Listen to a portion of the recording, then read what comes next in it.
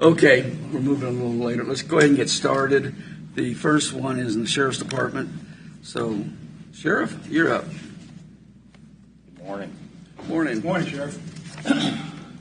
So this year, presenting, really in my opinion, another benign budget request. Did exceed the threshold that was desired, the 2.8.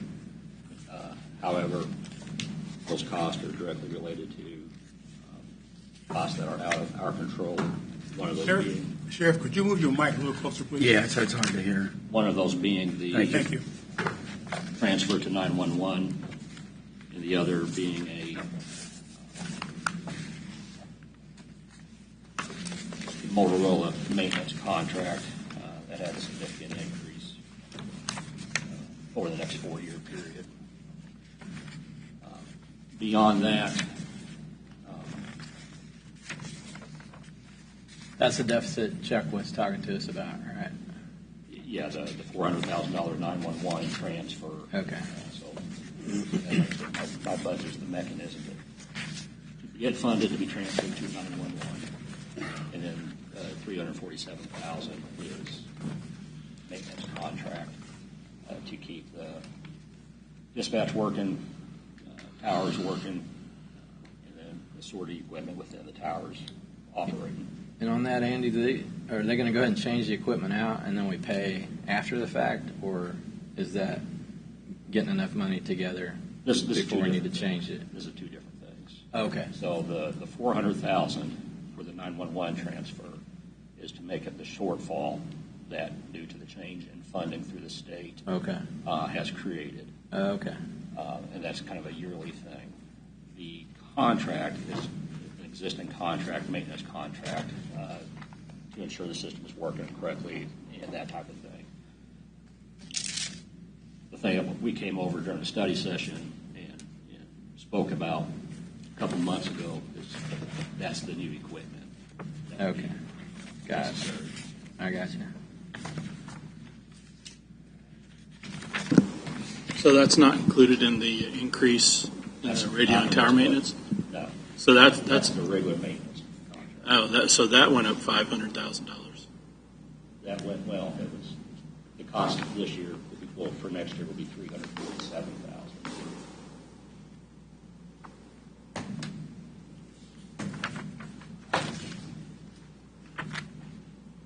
The budget also in the equipment reserve. I received reimbursement last week, which I can reduce, which will allow me to reduce my request for equipment reserve by $50,000. So right now, the budget documents that you have in front of you say $300,000. In reality, I can reduce that to $250,000.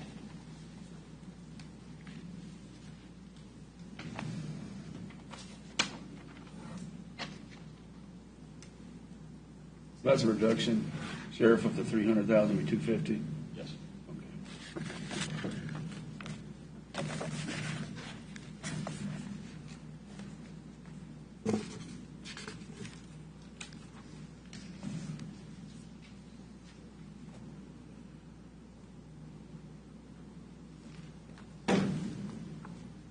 And beyond that, the budget just reflects the increase in cost of needed services, equipment.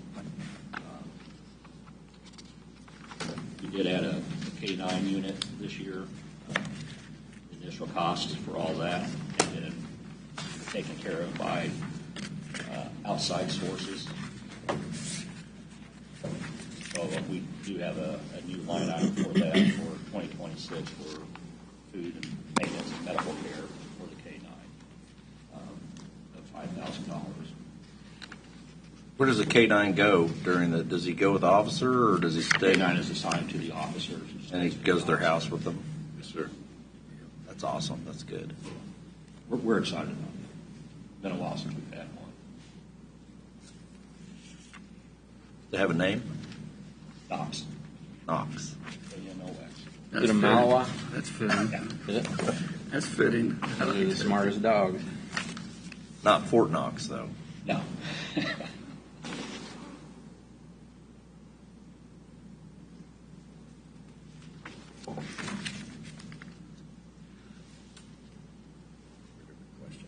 Yeah, I'm waiting for him to finish.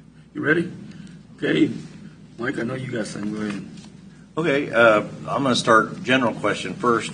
The crime rate in Leavenworth County, can you address where we're at on that or what the trends are?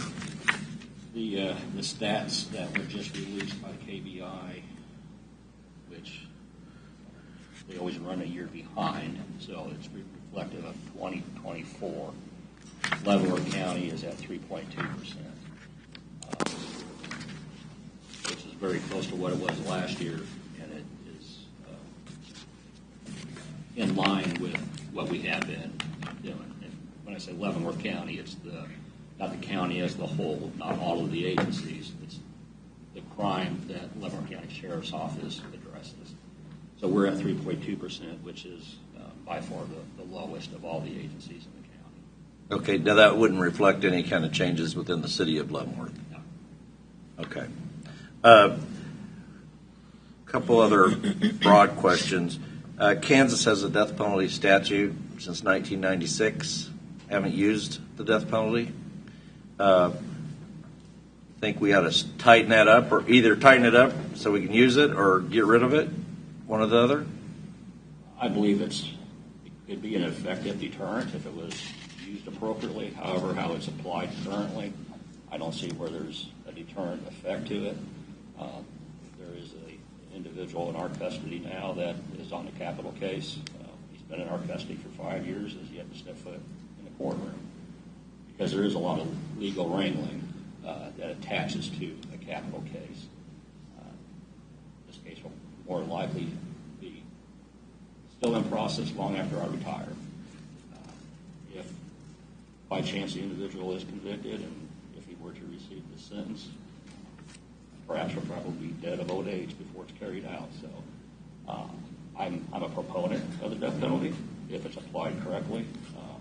However, right now, the way it's applied really across the United States, I don't see where it's much of a benefit at this point.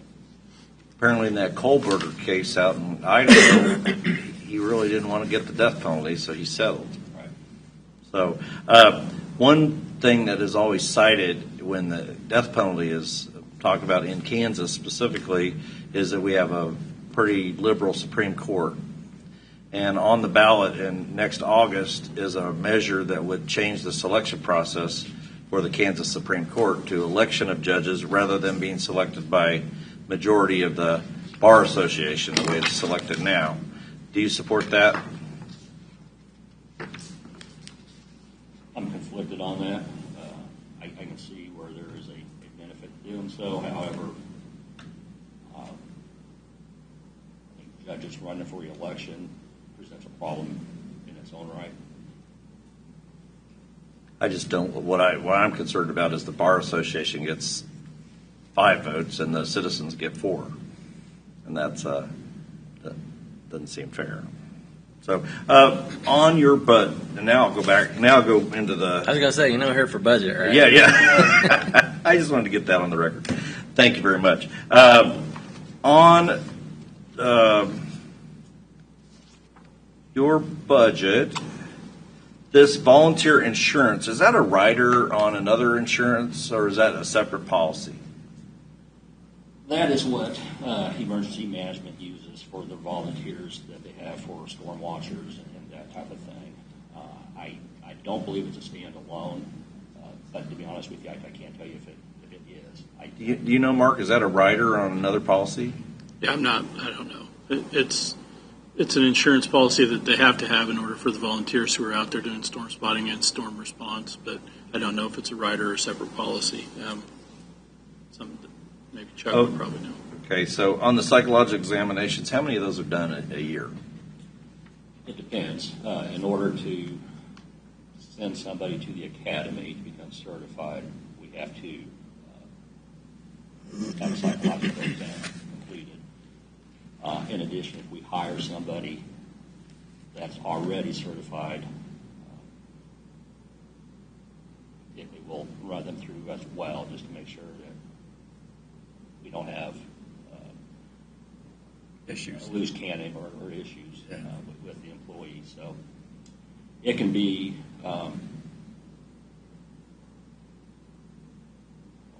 anywhere from 5 to 10 a year.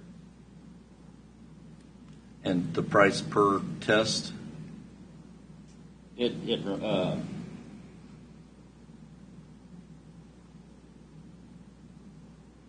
want to say about $2,500 a test.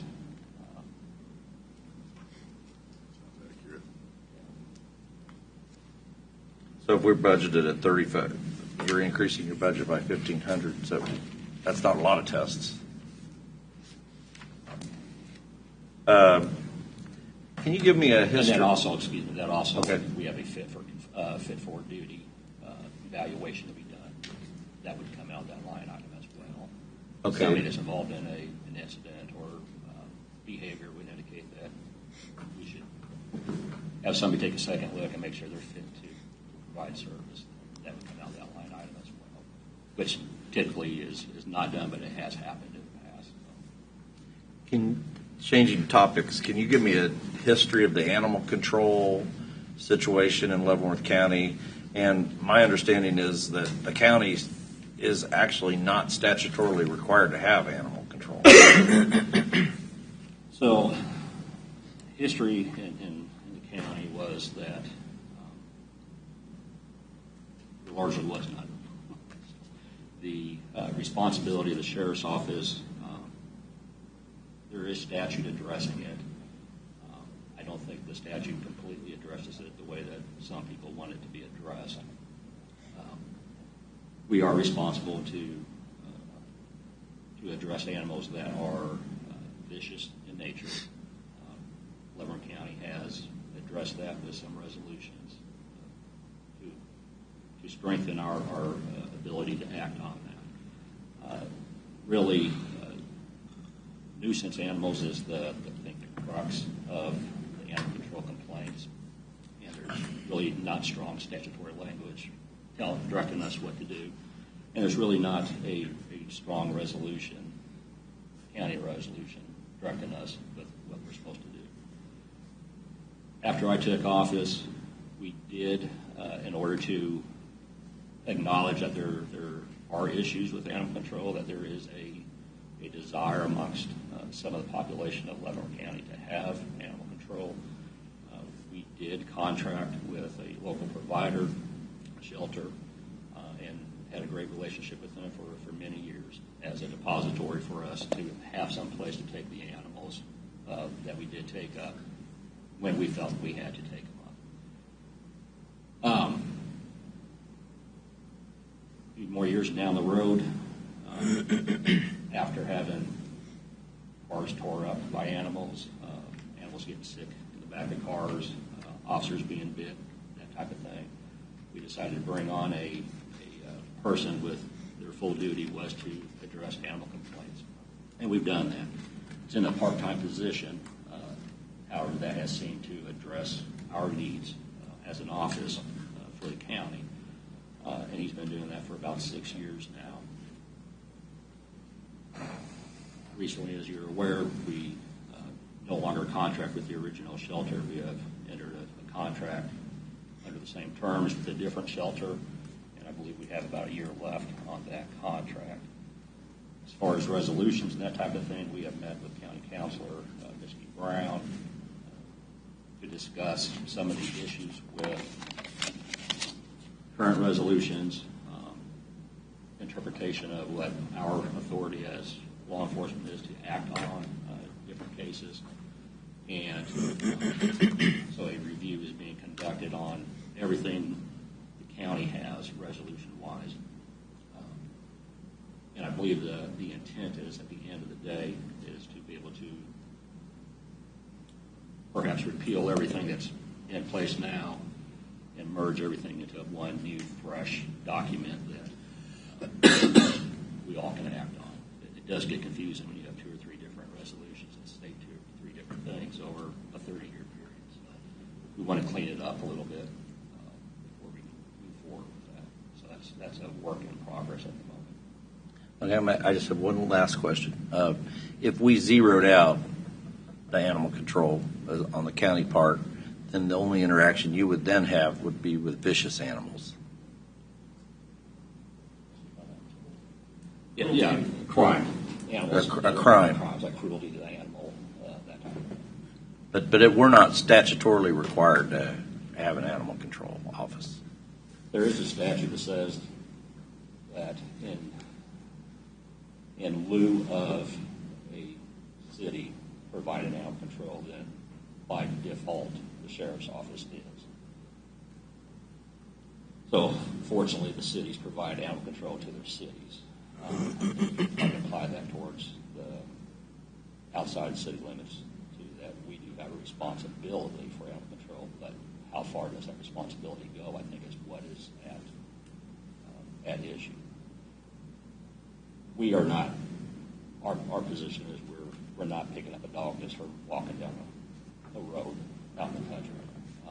Our efforts include trying to identify who the dog belongs to. A lot of times neighbors know who the dogs are and that type of thing. And then get the dog returned to where they belong. It is not our desire to transport that dog to a shelter, perhaps never to be returned to the owner, and at a cost to the taxpayers for housing. How long is that your contract that you have now? Is it for a year? So typically it's a year to year. Being the previous contract was terminated before the end of the contract. We worked it in as a 18-month. Yes, sir. 18 months. Okay. So we have about a. Because it got broke early, so you had Yeah. to budget-wise. Okay. Vanessa? I think one of the last notes I read was someone on, 255th that said they had 13 wild cats with kittens. So do you guys respond to something like that? Can you walk me through that? I don't have any information on that specific call. We do respond when people call us for those types of things. But generally, our responses, the answer to that response is trying to coordinate with someone at the shelter of some type of getting people in touch and trying to have them report that out. Facility to house or transport or take care of that. If a dog is like, let's say, posted up on someone's porch where he doesn't belong, how do you handle that? As far as if it's like a vicious animal, Or just an animal that's not theirs, but Got dumped, for example. they can't seem to get it to move on. I mean, we have had those. We've had dogs, tracking in cars or things of that nature. We do respond to those. Some of that's ad hoc. We kind of deal with it on a case-by-case basis as best we can. Supervisors have access to some catch poles we can use to try to secure dogs. We do have at times transported dogs to be now. Okay. But I think my concern is sort of similar to what you said. If they end up biting your staff member or tearing up your inside of your vehicle, the same thing can happen to an individual that tries to transport themselves. So that's when I become concerned and don't want people to feel like they're left with no good options, kind of thing. So pretty much your interaction now, though, is vicious dogs or animal abuse, animal cruelty type things. Oh, yeah, That's crimes. primarily what you respond to. We had a fatal accident last year where the dog was in the car, the owner was killed, so we had to find a place for the dog to go. So stuff like that that's not regular, but it pops up, you have to address, absolutely. Our goal is not to leave a nuisance to somebody. Again, our main objective is to find out where the dog belongs. And a lot of times, they'll know. A lot of times he's knocking on a neighbor's door. Somebody knows who the dog belongs to. I'm happy that, years ago we had a major problem with residents of Fort Leavenworth would leave the area. We would deal with a lot of dumpings. We really haven't received a lot of dumpings in recent years. Good. And hopefully it's education. Hopefully, I think as part of that is dogs are chipped now a lot of the time. And we do have a couple chip readers that Leavenworth Humane Society had donated to us, so we were able to scan animals as well to see if they are chipped and perhaps identify the owner. Thank you. Finley? Yes, Mr. Chairman, I do have some budget-related questions. Thank you. Andy, what year did you start? Sorry. What year did you start at the county? Leavenworth Sheriff's County. office. Leavenworth County. Leavenworth County, yeah. 1992. 92. Okay, so you've been here long enough to remember all the things that happened over the years with the budgets, you know, how the budgets got to where they're at today. Yes. Because what I think a lot of people don't understand is these are the same budgets. It's not, you know, like they're new, like a brand new budget, and we got to start over cutting through there and figuring out what's waste. So over the years, to try and lower property taxes, past commissioners, and we've went through 28 commissioners since me and you've been here, they always try to cut the budget.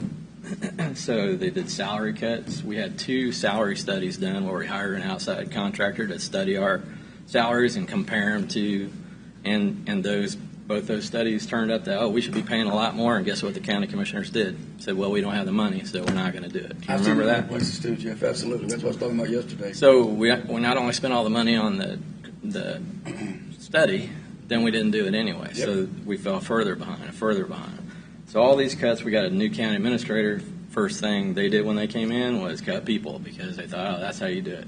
Not attrition. They cut people. They cut departments. That wasn't me. Wasn't Mark. Okay, let's just be clear. That It was our wasn't very first county administrator. There was a 4-year period where we were told every Get that very department. straight. So every department was told to turn in a 5% cut budget every year, no matter what. You didn't get a choice. Whatever you made last year, it had to be 5% less. They did that, still didn't lower property taxes enough to notice, so they did it again and again in 4 years. So every county budget we're looking at, every department's budget, for a 4-year period got cut 5%. So it's more than 20% because it's compounded. So right out of the gate, we're looking at budgets that for a 4-year period were cut over 20% across the board. So these budgets we're looking at today are already been savagely dissected.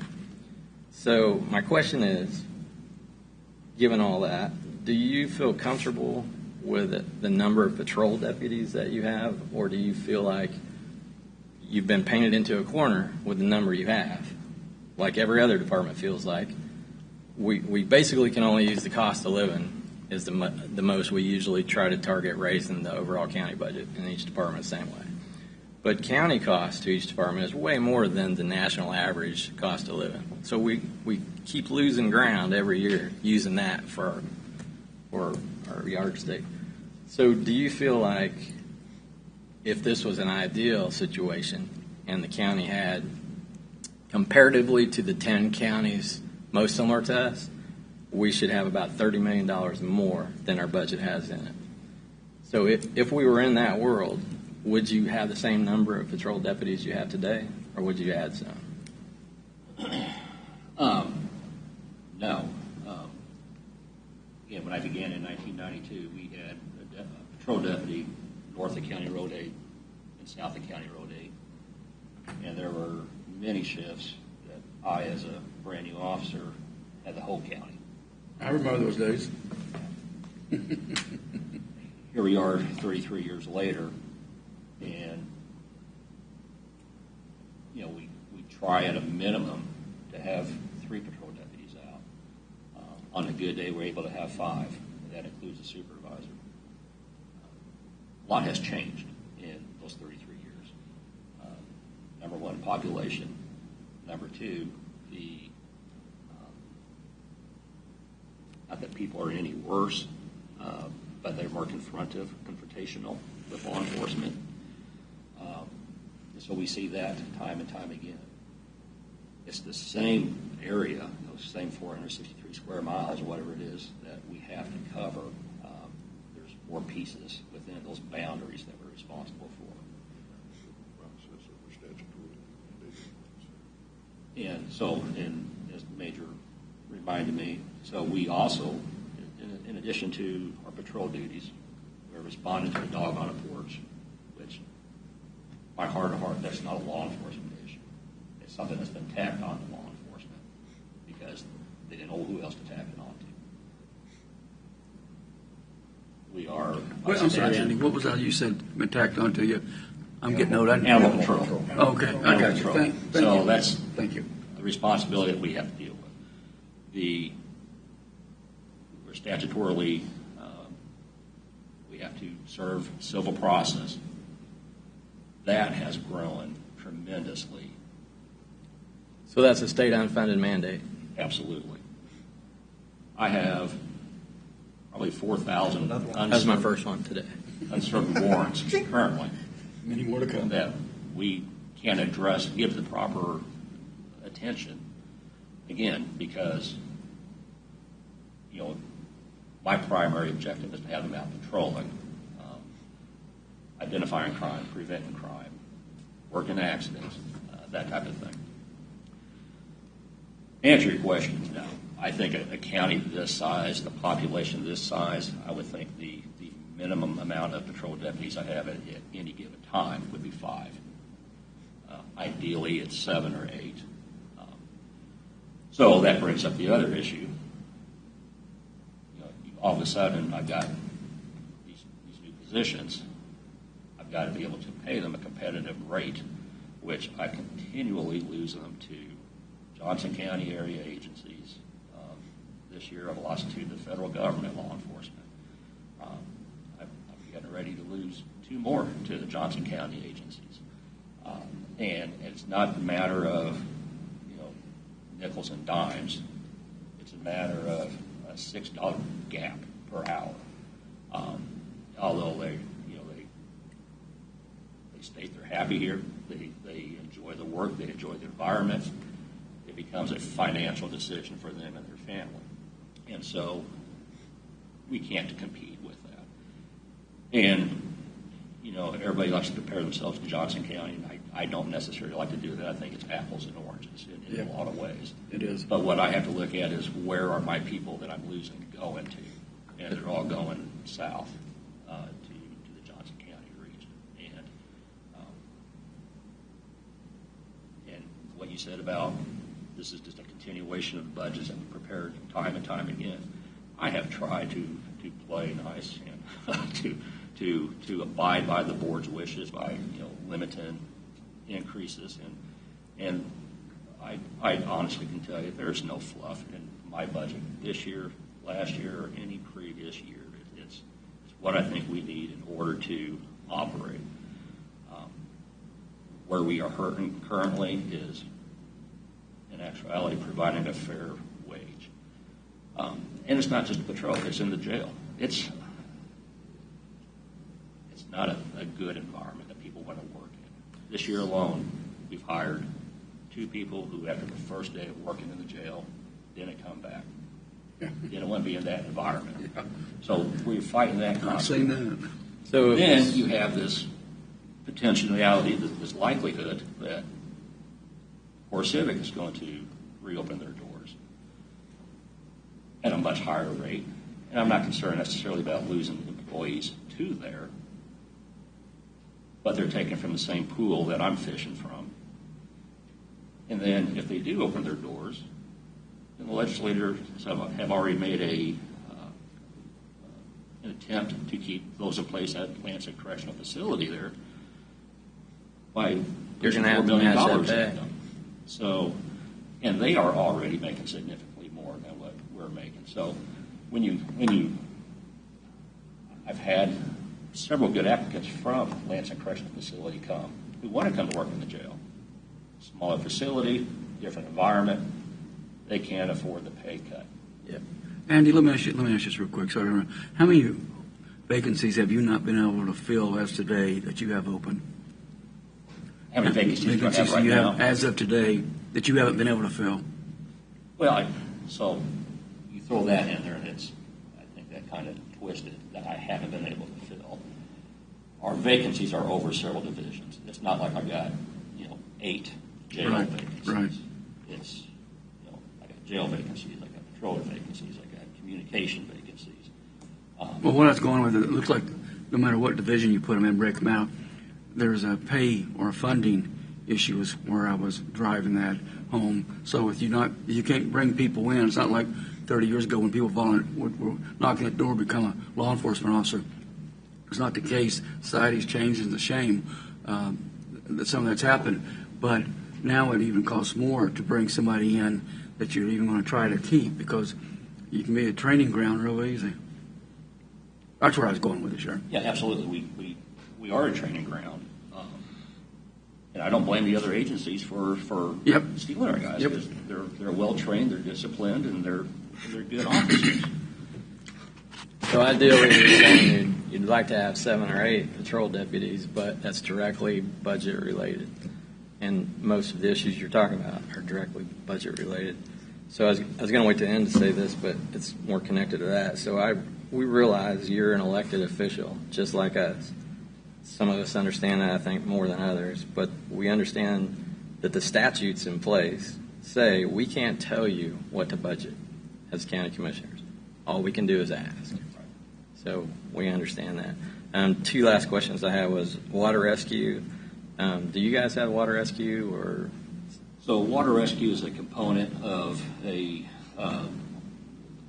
area volunteer fire departments. They have the fire association, and then a specialized unit of the fire association is water rescue, where several members from different departments are belong to it. I think there's one north, one south. Yes, sir. So you don't have any budget over the water rescue. Do you see that changing any time? I hope not. Future. Okay. And then the last question was Leavenworth City Dispatch. You know, when I worked in 911 with Wendy and the city dispatch all the time, I noticed how much crossover there was, you know, in the dispatch office. And there was some talk for years about possibly taking over Leavenworth City, or them asking, you know, to be underneath the county. Has that went any further?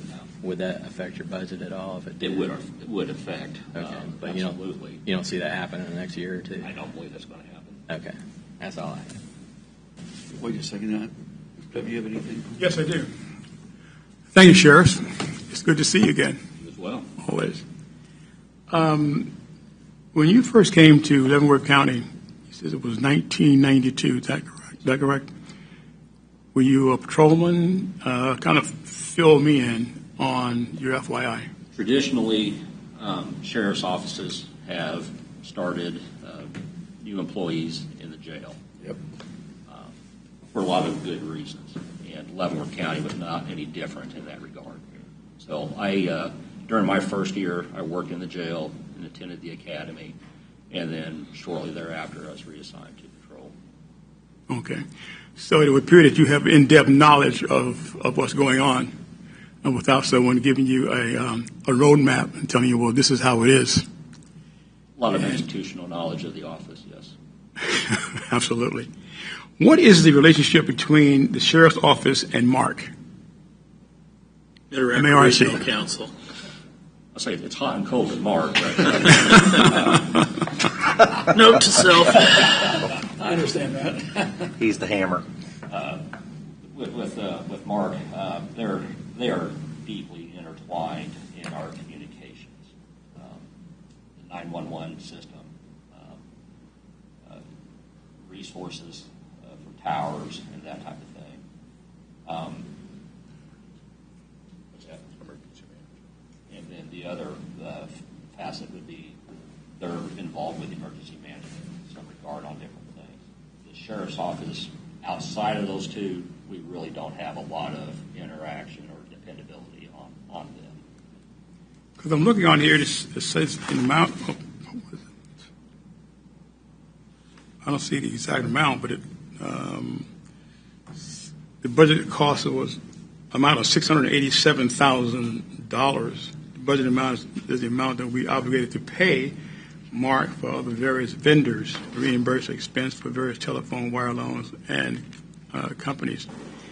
Is that part of that new system that you were alluding to earlier? That's part of the current system. So the role that Mark plays in that largely is when somebody calls 911. Okay. Their equipment tells us where that phone call is coming from, and some other pieces to it. That is not part of the upgrade that we spoke about a couple months ago. Okay. All right. The upgrade that we spoke about is really not an upgrade. It's just they're changing out equipment, modernizing equipment. Anything technical changes in a matter of a couple of years. And so the equipment that's currently in use, my understanding is it doesn't talk to the new equipment that they're going to be putting in place. So it is creating the need to replace that equipment. So that means to me that there's always going to be an increase in the amount of dollars that we have to spend and subsidize to Mark for their functions. Our MARC bill and our radio system bill has never decreased since we started. Never. How much of your budget is unfunded mandates? Bunch. We worked on that once. I think we come up with 50%. It's well, 78% of my budget is personnel. So the remaining 22%, yes, probably close to 30%, 35%. It's unfunded. Not that it doesn't have a benefit in regard, for instance, offender registration. It's an unfunded mandate that says that you have to do. I do receive a little bit of money for each person we deal with, but they have guidelines on how that can be spent. So I'm able to direct those funds into those needed things, which in turn I don't have the budget for because it's taken care of by offender fees, not tax money. Okay. The security of the building, I know, is a big part of your budget. Was that instituted after COVID, or when COVID came? So security it began when the building across the street was opened. And at that time, it was largely retired law enforcement officers who were unarmed who manned that position. And that worked great for many, many years. Several years ago, legislators changed that law, implemented law that in order to have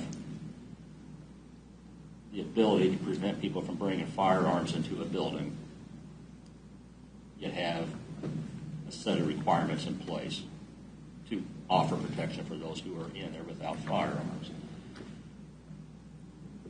So when that changed, the civilian staff of retired officers were no longer useful to us. And then we had to replace them with, I guess we didn't have to, by choice in that, because it fell under the sheriff's office. If I'm going to put somebody that's armed out there who has the authority to detain somebody, who has the authority to potentially use lethal force, then it's going to be a trained law enforcement officer because I'm personally responsible for it. Yeah. And so that's what we've had from that point on. And then following COVID is when it was instituted in this building as well at the request of the then Board of County Commissioners. Weren't a lot of those things, excuse me, weren't a lot of those people that out front before you went with that, retired military, retired troopers, things like that worked Most of them through? were retired law enforcement. Yeah, okay. So how much of your budget is actually allocated toward the rear door security? Typically about $22,000 a year for care of equipment, the testing of the equipment, the radiation, that type of thing, and then personnel costs for 4 deputies.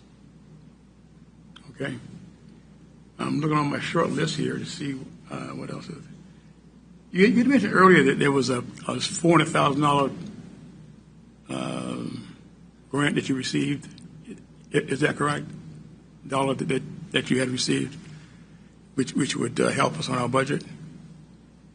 No, so I had in my equipment reserve, I had requested $300,000. Last week I received a reimbursement that was not planned for, which will lower my request in my equipment reserve from By $300,000. No, by $50,000. $50,000. So from $300,000 to $250,000 is what I'm trying all I can get. You're doing good. Okay. All right. Well, I want to thank you. I've met some of your officers in my endeavors out here, and I feel pretty secure. And I know these guys would do a fantastic job. Story I heard about you, and I know this may be out of place here, is that if your daughter's in a fire, that you're the guy that's in the room first. What's that? If my daughter, well, let's say my granddaughter, because I don't have any daughters, if my granddaughter was in a fire and I was unable to get there, that you would be the first one inside the building. I think that any of my guys would do that. Good, thank you. I appreciate you. I appreciate your work. Mike, did you have some more? Yeah, when you talked about the security at the 22,000, was that just for the Justice Center? No, That's for both buildings. Yeah. And is there a mandate from the feds, or not the feds, but the state, about for the security of the courtrooms that we have to have the? We are responsible, the sheriff's office is responsible for the security of the courtrooms, which really is kind of split at the moment between what we have downstairs at the Justice Center and all of us, officers in the jail, that type of thing. If there's an issue, we get a response. But do we have to have metal detectors over there at that building? There is no mandate for security other than if you are going to have security, which prevents somebody from bringing a firearm into the building, then that creates the mandate for what type of security. Okay, so it's just our firearms laws. Follow up on that question, though. Have you ever taken anything off somebody? Yeah, It's come. absolutely. Took a gun last week out of the courthouse. So. Yeah, I know. So last thing I wanted to say is I know Jeff was citing things that happened way back, but over the last 6 years, we funded budget increases every year, and we funded salary increases every year. Our over 25% increase over that time period. In fact, during COVID, we funded Mark, was that a 10% increase? So we have been attempting to keep up on those salary levels. But I'll tell you what, there's a balance. When you're in this position here, you do not just represent, the people that have the unlimited needs or wants, you also represent the taxpayer. And the taxpayer does not have an unlimited wallet. And that is the position that we're in. And if we want to operate and we're trying to operate like a business as best we can, and that's why I appreciate your budget and your understanding and not coming in and asking for 9 officers. You know that the resources just would not be there. In a perfect world, I'd love to fund you 100%, but the taxpayers don't have that capacity. Well, I answer to the same taxpayers you answer to. So Right. Absolutely. Vanessa, do you have something else? Actually, I think Stephen covered it for me. Okay. Jeff, do you have anything else? Nope. Willie? Nope.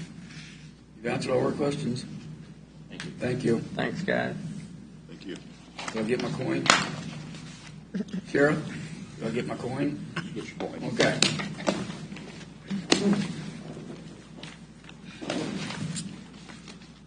All righty. Next we have District Court.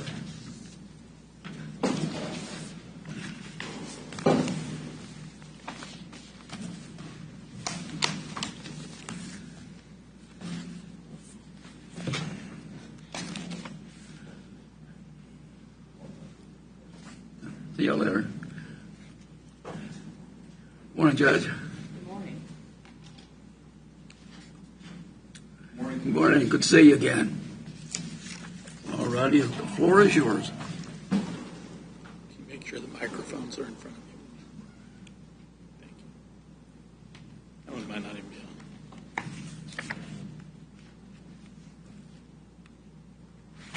Good morning. Presenting the district court's budget proposed budget for 2026. We are requesting the same level of funding that we have received from the commission this would be the 4th year in succession. We tweaked a couple of line items to some money from a couple line items and added it to others. The overall request at the same level.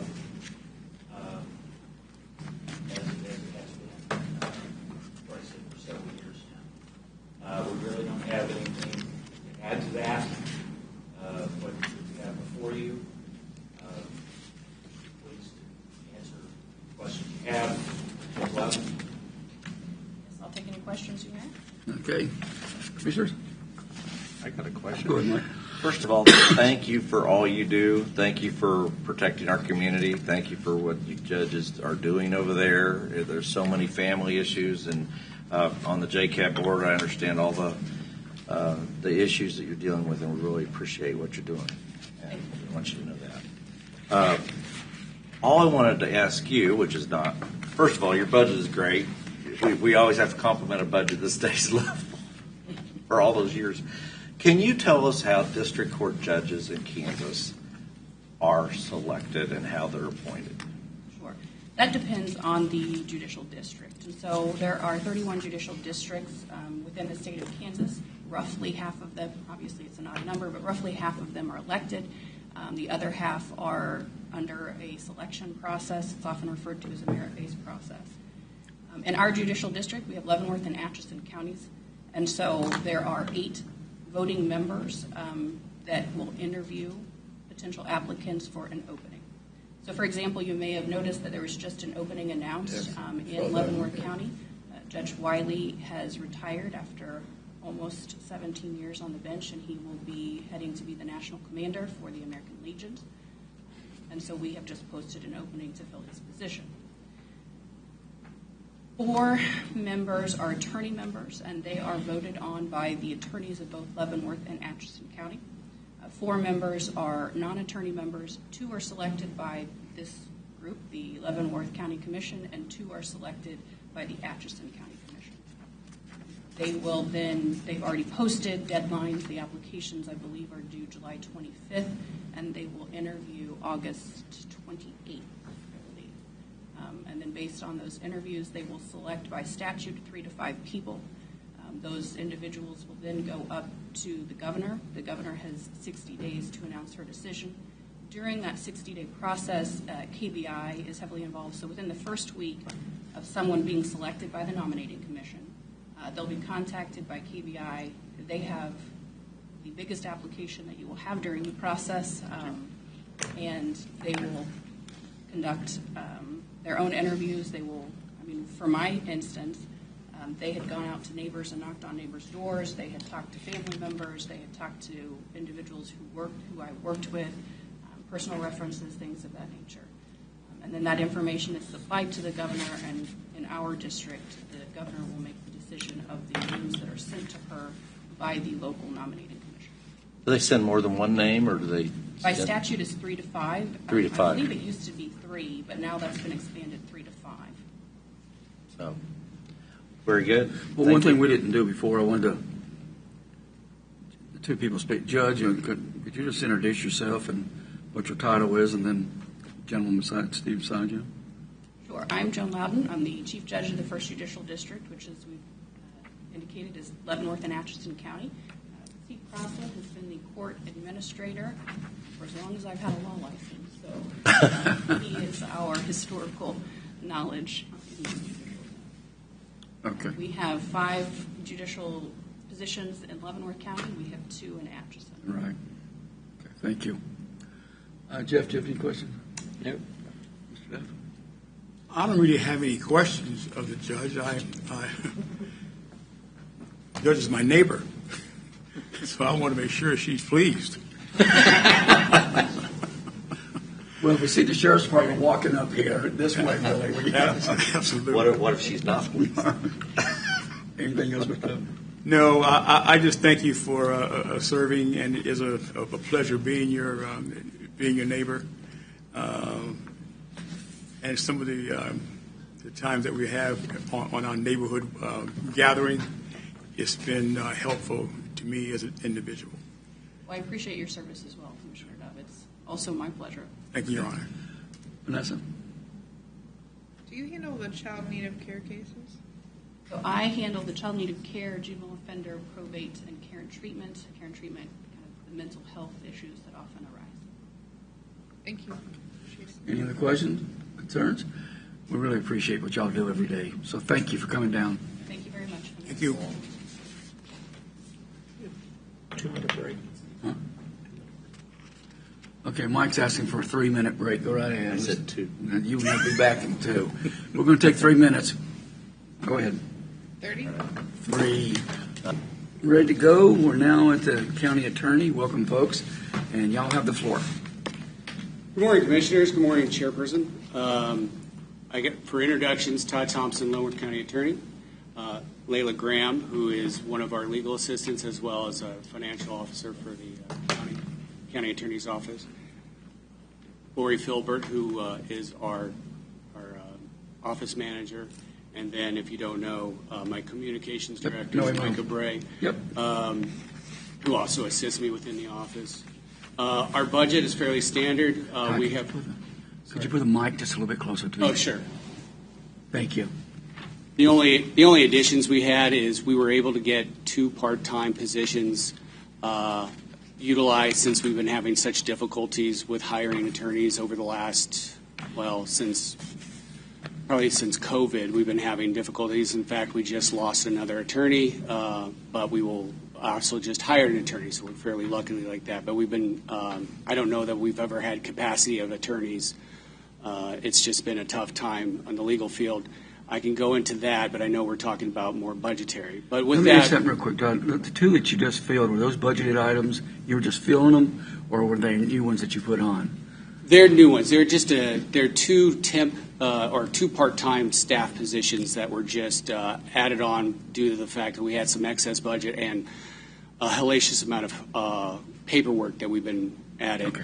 I think I brought it up last year and the year before. The state of Kansas, the Office of Judicial Administration had added a program called Odyssey that we were all supposed to take part of. I think you probably remember me discussing that. Also, our system that we use to keep data and stay paperless sunsetted. So we had to get a new operation system. So we got a company called Carpel. It does probably over 60 to 70% of the prosecutors' offices throughout the state of Kansas. 2 different companies. They don't correlate together, which causes us to have much more paperwork. Carpel is working very efficiently for us, but we're mandated to work with Odyssey, which is the program that the state uses. That has caused such an extra bind and more paperwork. So the additional staff that we were needing for COVID is the additional staff we're using to try to stay up on that. I will say that also with some new judges, there's been some new requirements of paperwork and how exponential that paperwork has been. So not only was it necessary to have that staff, but it was necessary to utilize these part-time positions. Again, both part-time positions are people who have worked with the county for over 30 years. And so it's been a boon for the office to be able to have that because we were always striving to try to stay above water with the paperwork. We still strive to stay above water with the attorney positions and make sure we run that office effectively, efficiently, and ethically. And that's one of the things with lack of attorneys and the amount of cases we have to come in, we have to spend a certain amount of time. And, of course, we've had some significant cases come through. I'm sure thanks to our communication officer, you have been made aware of some of the convictions and some of the scams and some of the things that we're seeing throughout our office. It's been very beneficial to be able to reach out to the community more efficiently than we have been since I lost my assistant, was able to hire someone who can be able to communicate directly instead of gives me more time to supervise over the office. With that, we've been able to get out alerts to scams, get out alerts to other things that are happening within the community better than we were, saving a lot of money for our constituents, our community, our county. So with that, we're not really asking for anything more than that $40,000, which is for the part-time positions. And I know that the county is always looking for ways to cut versus increase. That's the nature of the job. And I get that, and I understand that. I'm telling you, we've been in a very good benefit. Unfortunately, with the lack of attorneys being able to afford the part-time positions, we're striving to find ways that we can actually, like one of the things that, I think I have a good relationship with Mark Lawfrey. I heard that before as a question. He doesn't like anybody. But we've been looking for ways, continue to make cuts. I mean, one of the things that we have done to continue to keep money down is working with the county, with their IT department. Technically, we struggle because we have to have the same privacy the sheriff has with all our documentation. We have benefited with having Roger Mars within the IT department that can play a dual hat role. If you don't know Roger Mars, he was an assistant county attorney for Leavenworth for 24 years, and has been kind of a hybrid in working IT and then working with our office. Having him has made it a great cost savings for us to be able to not have or not need our own individual system, our own system that, we have to be concerned about other security. Also have someone that we can communicate with, our IT, that understands the significant nature of privacy for our cases. So those are, utilizing grants from the Veterans Treatment Court, utilizing working with the county, with their IT department, instead of having an individualized IT department, has been things that we have tried to do that cost actual savings that you would not normally see in your budget, because it's not something that I've ever had to request or need. And so those are ways we've actually kept the budget down. And continually keeping the budget down because we can't get people hired. I mean, and that's just the nature of the business of attorneys right now and law enforcement, unfortunately. So with that, that's the only increase we're asking for, and I stand for any questions. Jeff, you have anything? Nope. Commissioner Stephen? On your caseload, what's the trend on your caseload? Leavenworth City reported that they had an increase in crime in the last year. We have seen some significant cases that are still being investigated. Unfortunately, we have seen several infants to 3-year-olds that have passed away, which is tragic. And I can't go into the details of those cases, but obviously with the work of that nature, any type of serious case causes that. We've had several capital cases that you're aware of, one that's fairly prominent, that those cases take much more paperwork, much more time for my attorneys to be able to, and myself. I can tell you, I was at a crime scene this week. I mean, those are things that, take us out of the office and we have to spend a lot more time. So, fortunately, it has been fairly steady, but we have, Leavenworth PD said there was an uptick, and, we feel that, and anytime we see some type of death, we see that as well. So we did some, I looked at the number of cases filed per year with district court by the county attorney's office. And in 2022, the number was 2906. In 2023, it was 2,899. 24, 2,753, and this year through May it was 1,216. So when I look back at the budget, which is what I'm looking at, in 2022, your budget was $1,989,840, and if we go with 26 projected or request, it's about $1 million higher, $2,979,454, but the caseload that's been filed, at least, is about the same. So is it that you were dramatically underfunded back in 2022, or is it, what's the difference, the explanation of why that budget's gone up $1 million? As you know, since you've been sitting here since that time, we were dramatically underfunded. And in fact, you guys have appreciatively increased those budgets because, in fact, as I've said for like the last 4 to 5 years, we have continually tried to stay on top due to inflation and stay with hiring. It was to the point that my staff was being underpaid and was looking at leaving the county attorney's office to go to other offices within the county because they were paying so much more. So I actually had to increase the salaries to make myself even competitive for my staff with other offices within the county. That's how underfunded that we had been. as regard to the attorneys, as I spoke tersely about that, the marketability, the lack of students able or going to law school has depreciated by a significant amount. And you can look at that. Chief Justice Luckard talking about that a couple of years ago and continues to discuss it.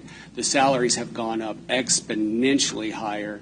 And in fact, even when I asked for the last increase for the attorneys, the salaries went up yet again. And I have to be competitive to be able to get attorneys that can come, even want to come to work in this field. And most do it out of the goodness of their heart, but I can tell you, if we're not competitive with the other counties in the area, we're not going to be able to hire attorneys. And that's been a struggle that we've been finding. And in fact, it's a struggle that every office around this area and throughout the state is struggling to find. So we had a COVID backlog that we talked about 2 years ago. We've talked about the COVID backlog since, sorry, didn't mean to interject, but we've talked about the COVID backlog since COVID has occurred. Yes, you're correct. Right. When exactly did that get resolved? That got, well, it depends which COVID backlog you're talking about, because we had There were more than one? As I was going to explain. We had two major hurdles that we had to go through. First, we had the influx of amount of trials that had to take a pause. That was basically, we had 3 years worth of trials that we had to push through within 8 months. We had a significantly less amount of attorneys than we could be able to appreciate through those trials. We had to push through that. When you have attorneys preparing for trials, working on trying to get trials ready to go for a case, they can't, and we are what's called vertical prosecution. So basically, we go from, inception of a case to appeal, handling a case. When we do that, an attorney doesn't have the opportunity or time to be able to charge every case that we see, only the more significant ones. We had to pause some of those during COVID, which caused an incredible backlog for cases that needed to be processed. And so that first hurdle is what we had to get through within that year, so 22, 23. But then we had to go, because we don't want to forget about any of the cases that needed to be prosecuted, we have continually tried to preset, and I think we got through the backlog of those cases last year sometime, but we're still trying to maintain some of those older cases that we have not been able to review. Again, they're not significant not as significant as every case matters, but there aren't the ones that make the headlines, so to speak. So 2023 is the year that would have been Probably reflected? 23, 24, but once we went through that influx, then we had another influx of trials, because when you start charging more, you get more trials. But also your numbers are kind of disjointed, because I'm not sure whether you're looking at criminal filings, juvenile filings, child and care findings. I'm not sure if you're looking at care and treatment filings, traffic filings. At total number of cases per year filed with district court by the Leavenworth County Attorney. Okay. Total. Not in any specific category. So, according to the records, the filings haven't really changed all that much. In fact, in 2024, the filings actually dropped. And yes, that's when we got through. We were going through yet another. Like I said, we're going through the filing of the cases. But when I'm looking at we're looking at funding budgets, Sure. and we're looking at same number of cases on this year versus this year, and the numbers as far as your budget. That's the only way we can objectively look at it. And I have told you I think I've been here every year saying our numbers of cases haven't gone significantly up. I've not ever misrepresented. Well, last time you were here, you didn't tell me. You wouldn't tell me. I asked. No, you asked. I asked for these numbers, and you would not tell me. You asked for specific cases and the I names of the did not, cases. and I specifically said that I did not ask for specific cases. Sure. Okay. I asked for a general number. I said if it could be given and provided without identity. You can go back and look at the transcript on that, because I did not ever ask for specific individuals. Yeah. Gentlemen, That's fine. let's keep it going in a good direction. But I will say I've always consistently said the numbers. In fact, we have seen crime go down significantly over the last 5 years until this year from Leavenworth Police Department, and we have continually had the safest communities in Basel, Lansing, and Tonganoxie voted through. So yes, we have a very safe community thanks to our law enforcement, thanks to this county attorney's office, thanks to my staff and my attorneys. So yes, we have And- significantly kept that. And and when you ask why that, I think I've thoroughly explained why the numbers have gone up, is so we can maintain the staff that we do have and be able to gain and maintain the attorneys that we have. Okay, when you were here before, we were talking about we added 2 administrative positions. Correct. And I wasn't aware when you were here before that you had a information officer on your staff. Okay. Can you tell me why? I've researched and looked around in neighboring counties. I don't see a county of our size needing to have an information officer for the county attorney. Can you explain why that's not a position that we could eliminate? Well, again, that's not your decision about how or what staffing that is made. That is We can my take that money out of your budget. Let him finish. Go ahead and finish, Todd. Again, for my position is I choose who I hire and fire. I choose how I maintain and manage my budget. I will tell you that most of the role that we had, I had an assistant before doing some of that role, but not the significance. You can call whatever title you want. You can call it a PIO. You can call it a communications director. You can call it someone that assists the office.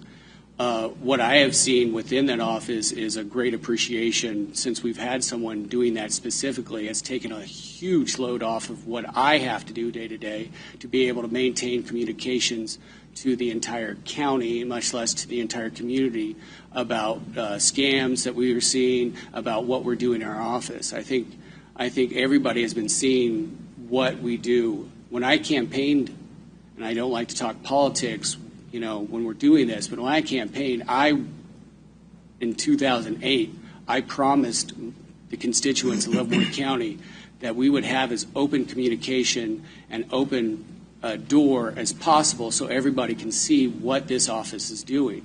Now, again, there are things I can't discuss, like I was talking to you before about names of people who are being charged and things of that nature, but results and what we're having to do and what issues we can do for that is one of the most paramount things that we have. We are the 6th largest county in the state of Kansas. Of the other 5 counties, they all have public information officers. In fact, the only reason I was able to acquire this public information officer was he was willing to take a pay cut because it is his home county. He's a Tonganoxie boy, and he wanted to come home and contribute back to his community. He took a significant cut so he could actually contribute to our county, and that's what he does on his free time, and that's what he tries to do within our office. And being able to take that pay cut and actually come into our office has been a significant boon for the entire constituency for the fact of them being able to be aware. It has actually saved our taxpayers and saved our community far more than it is costing them for having him in my office. So if you look Or at this anyone. from the point of view of the taxpayer, Sure.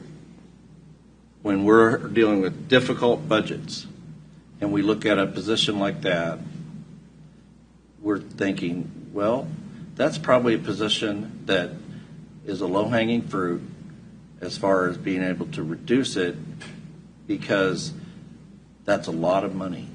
I think that's something you're thinking. I think there's a lot of people that think the county commission probably could be low-hanging fruit about salaries that they don't need. I think there's a lot of people who probably think attorneys get paid too much. I get all of that. I hear it all the time.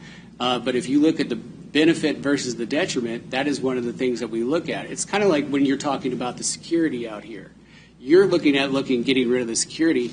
I'm looking at the amount of crime that I've seen when we didn't have security. I look at the amount of crime that we have had within the facility, and I look at the safety of our constituents when it's here.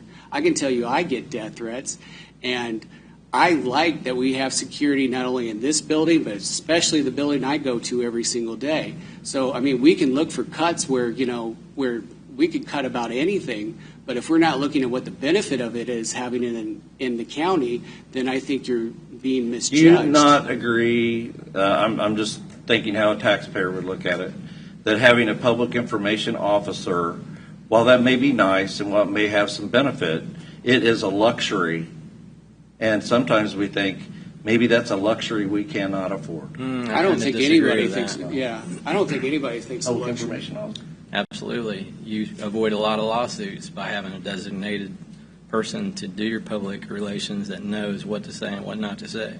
Well, it could be handled internally. By who?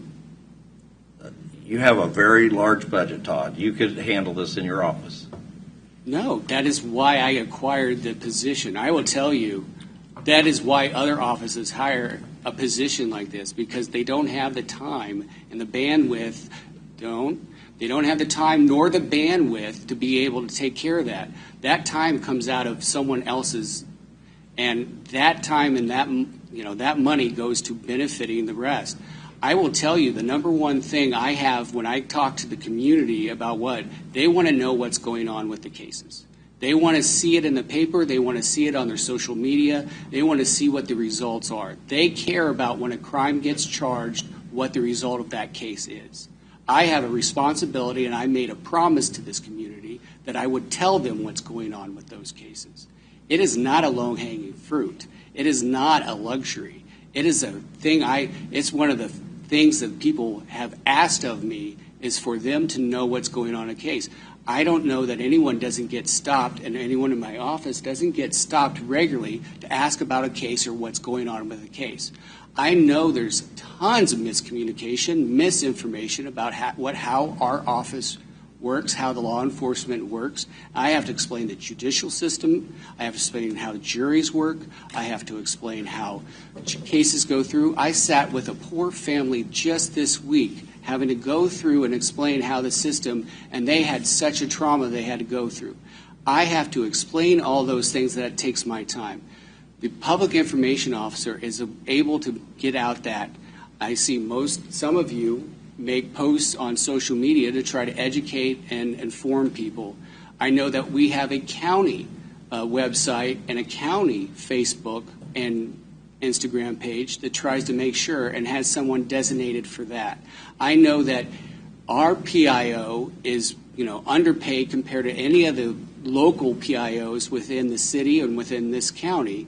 And I can tell you, every single one of those people have a benefit for having information or at least a relief to know what is going on through our system. So we have the Public Works Department, we have the sheriff, and all those departments when we're doing budgets, we're looking at wants and needs.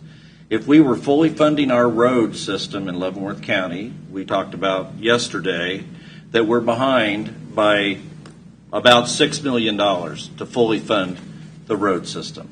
If we fully funded the sheriff's department, we're how many deputies was it? Nine? Eight, I think you said. 8 or 9. We're not able to do that. So when we're looking at budgets, it's about priorities, and it's looking at trying to be fiscally conservative, also representing the taxpayer here.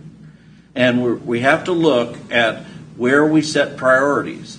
So if I'm looking at funding the sheriff fully, getting deputies, or if I'm looking at funding our road system, and I'm looking at whether we need to continue to have a public information officer in the county attorney's office, you have to balance all of those things together.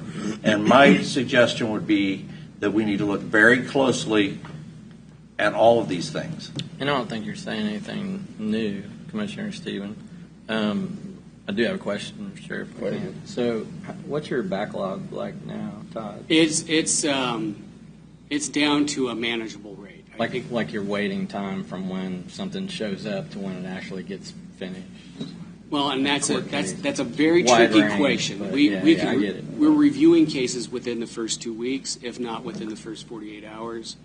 Where I'm headed with this is, I don't know if you watched what I asked the sheriff, but if you had all the money that you needed, do you think you have an optimal amount of attorneys now, or if you were able to fund it, would you have more attorneys? Are you trying to balance the workload with the budget already? That's a tough question because I've never been able to have all the attorneys that I needed. I can tell you we have it. I feel like we get a depreciation in attorneys because I've had them overworked managing multiple dockets. That if we had the optimal amount of attorneys, I could have a better idea of what that. We just have not been able to hire that many. I see that we're going to have that because in August I have 2 attorneys starting, And so, but at this point in time, I have attorneys that are working multiple dockets, and especially with the additional judge, has caused an additional strain on my office trying to manage attorneys being in every single docket every single time. So I can't give you, I would like to say yes, if I have everybody, I will be fine. And that's why we're not actually, and that's, kind of what I'm surprised by having the conversation with Commissioner Stephen is pretty much I'm not asking for anything significant more than a couple of part-time positions. It's not like I'm asking for, and I didn't know that we're sitting here asking how much cut, because honestly, I should be asking for an additional 100,000 or more. I'm asking to actually maintain these part-time attorneys. But back to your question, if I have everybody and everybody is there and I don't lose any attorneys, I should be fine. But I have to wait and see until I actually get everybody there, which I still haven't been able to do. Okay. Which, by the way, when you were here a couple of years ago and asked for more attorneys from the commission agreed to that. You just were not able to hire them. It's not anything that we're supportive of that. The only thing I'm looking at, I would like to pay your attorneys more. I'd like to do more. But when I look at, I'm just looking at that one position, Todd. And again, that is my decision of how I hire or what I do, and it's you guys are to decide what my budget is. Again, if it's a have to, I will have to come back over and tell you I need more money. I can tell you that being one of the 6 largest counties, and every other county has also a public information officer, being the size that we are and the demand that our community wants of information, the fact that you can label whatever you want to label, and whether you call them a public information officer, communications director, or even someone that is an assistant to the office, it is a mandated position because I believe everyone needs that information. So, Mr. Chair. Yeah, go ahead. I have a rumor for you that I've heard, and I just want to give you the opportunity to respond to it. sure.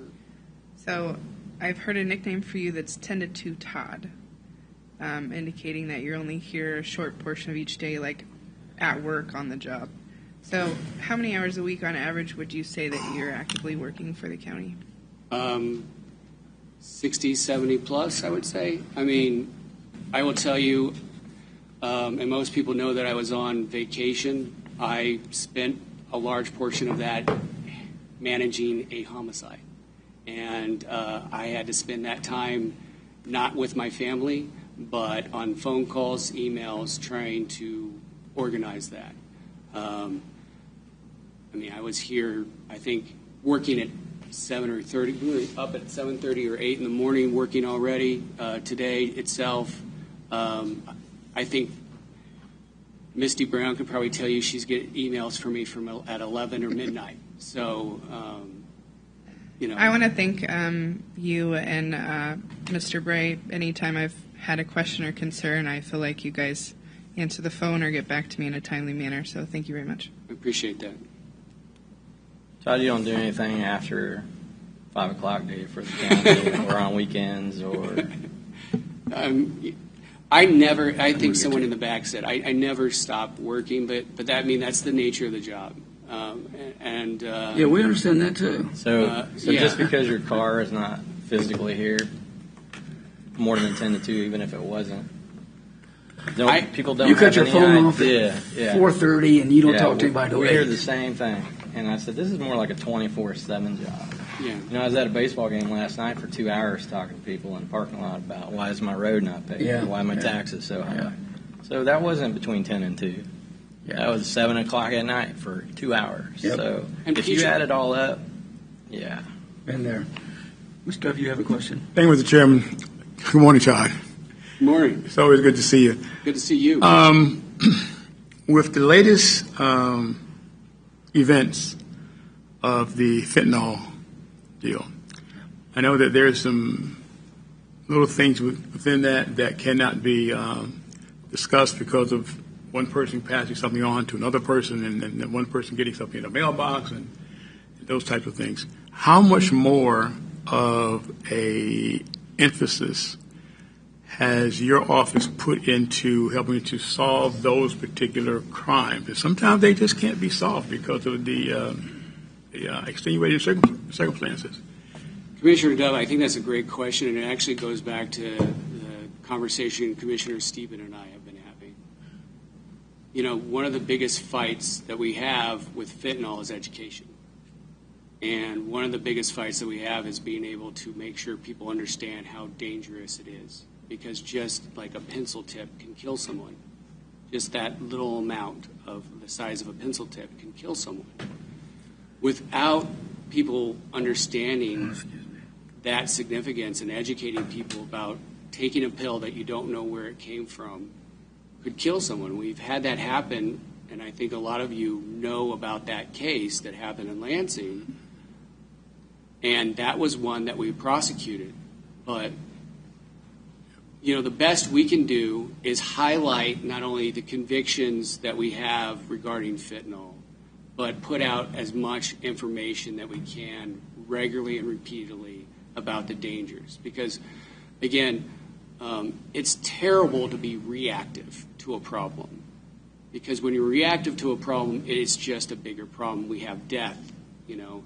You have, and I hate saying it, but we have a building that deteriorates. If we're not proactive to a problem, like educating the public, then we're not going to be able to fight that problem. And that's one of the bigger benefits and one of the biggest benefit that we get out of having our communications or PIO director.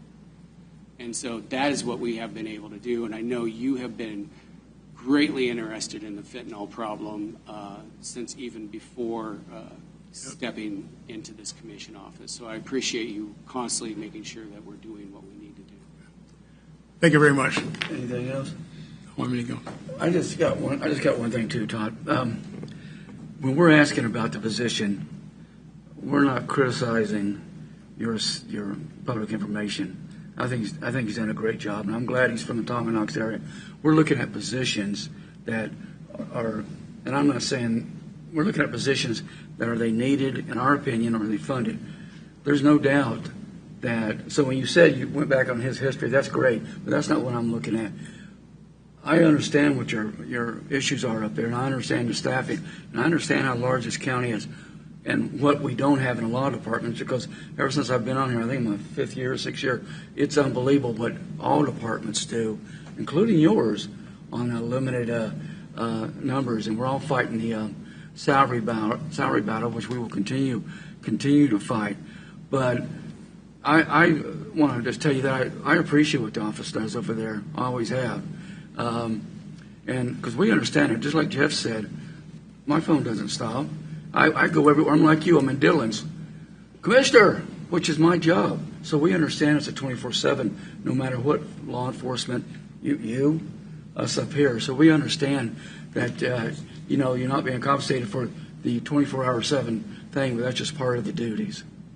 No, and I appreciate that, but the fact that we have a position like that takes a huge Herculean effort off of my attorneys who spend so much time having to notify us about what happens with the case. It takes a lot of effort off of me having to notify and manage and deal with that, because I can tell you that office receives a lot of requests about media. I know with fentanyl issues that we see, with homicides that we might see, with any of the other issues. And if we did not have somebody, that burden falls on everybody else to not effectively and be able to be efficiently with their cases. Todd, just one thing too. Going back, I'm an old timer. I was the chief when Andy Dedeke started in the sheriff's department. So to tell you, I rode dinosaurs back then. But I've also seen the change in professionalism in your department since you've come on. And it's not that the other county commissioners were not doing their job, but you stepped up the game. And as an old law enforcement officer, I've paid close attention to that. In fact, we've talked about it on some cases that you could share information with about where it went, and the verdict was already over.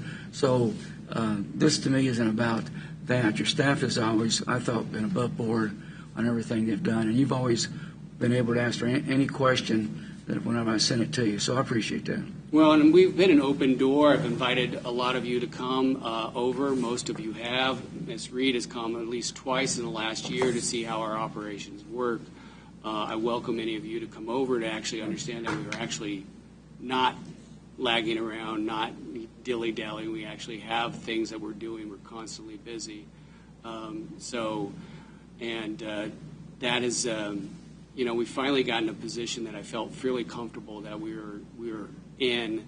I was talking to Ms. Graham just yesterday. She goes, we finally have at least the staffing in a way that we actually feel like we can competently handle everything that we're handling. And, and talking to Mark and coming over here, just asking for the increases because of the part-time, it's been such a benefit having two people that have been here. I don't want to ask for more money. I never want to ask for more money. I like to be as fiscally conservative as possible. That's why I mentioned all the things that we're doing to try to stay as fiscally conservative as possible. It's just the benefits that they've had with the office has been exponential. So. Okay. Mike, Jim, jog my memory with the fentanyl issue. My son works down in Oklahoma, and they distribute Narcan and naloxone. Is your office involved in helping to see that happens, or because that's a lifesaver on the fentanyl issue? All we are not boots on the ground. We don't do investigations beyond. So that distribution goes through the sheriff or law enforcement. The county attorney's best weapon that we have to help the public is education and communication to let them know what's going on. I mean, besides just the prosecution and conviction cases. And so that is pretty much what we can do. But, we've always been strapped as thin as possible. We're looking at other ways to try to help out the county as much as possible. But, again, I have a placard on my office that says that, the pursuit of justice, there is no moderation. And that's kind of what I feel I never want to back down, and I want to make sure everybody knows what we're doing and be as transparent. I appreciate that, especially on this fentanyl issue, because it's really, a lot of people have died. We've had a lot of kids die, and it's really unfortunate. But just to let you know, I don't even know your information officer. I'm sure he's a very nice gentleman, and it's not about anything personal. It's about the position. That's what I'm talking about. But I also want you to know that I'm hard on everybody that comes in here on budgets, and I even try to get their training budgets. So we're just trying to squeeze the budgets as much as we can, and I understand what your position is, but. Of offices, we've been one of the, some of the more major offices, we've been ones that have asked for least significant percentage of increase over the last since 2021. And when I've done it, it was basically because I didn't want to lose staff and I didn't want to lose attorneys, or I can't hire attorneys, and that's been kind of one of the issues. Being able to have more time and more hands-on, not only with the community to let them know what we're doing, but with others involved, has been able to maintain and retain the people that we have. And we've been lucky. I mean, I'm sitting next to two people who have 20-plus years with Leavenworth County. Those two part-time positions are two people that retired that came back because they just want to give a helpful hand because we were struggling so much with the cases that we're doing. And so, I hate asking for any money. And Todd, my wife was just telling me how cheap I am. I have to disagree on one. Even though I support your department, I don't think you've been one of the lesser ones for asking for funding. I think you've justified. Well, your funding. I will say that, yes. You justified funding when it came in. Jeff, do you have something else? Just one last question. So your department, and we worked on this a while back about trying to figure out exactly what the total county budget consisted of state unfunded mandates. Your department, I think, was the most. Do you know off the top of your head? So your budget's almost $3 million. Do you know what percentage, roughly off the top of your head, would be state unfunded mandates, meaning there's a statute saying you have to have this asset or this service or this person? I mean, we have to have victim witness officers. We have to obviously have attorneys. I mean, it's almost all personnel. Most of your department. Yeah, it's all personnel. We have to file the paperwork because that's what the court mandates. So So my point is, most of this $3 million is a state unfunded mandate. Surprise, surprise. Is, Any other questions? is AI benefiting you in your office to bring efficiency? We're not using, and we would not trust AI. There was a complaint just made recently federally of someone trying to file a motion using AI. And as much as it does maybe do some consideration, if you're not using it properly, you're not vetting it, then you're not actually reading the cases, knowing what the case is. I don't think it's at the point for legal research and legal arguments viable. So as that becomes better developed technology, that potentially could help you reduce your workload. You got a question? I don't know in the legal profession that it would, because it would be unethical to just rely on AI without double checking, because you would still need the person to be able to review every case that they see. They would have to go through and make sure that AI isn't, because AI makes mistakes. AI is not like a perfect thing. And if you're not vetting those things, so it actually could become more time consuming. So, But it's going to get better and better and better as the years go by. we're making assumptions right now. Okay. Commissioner Dove, did you have something else? I have one more question, and this is coming from my personal this thing right here. Are you receiving a lot of calls or complaints about the scams that we have been getting and unwanted calls?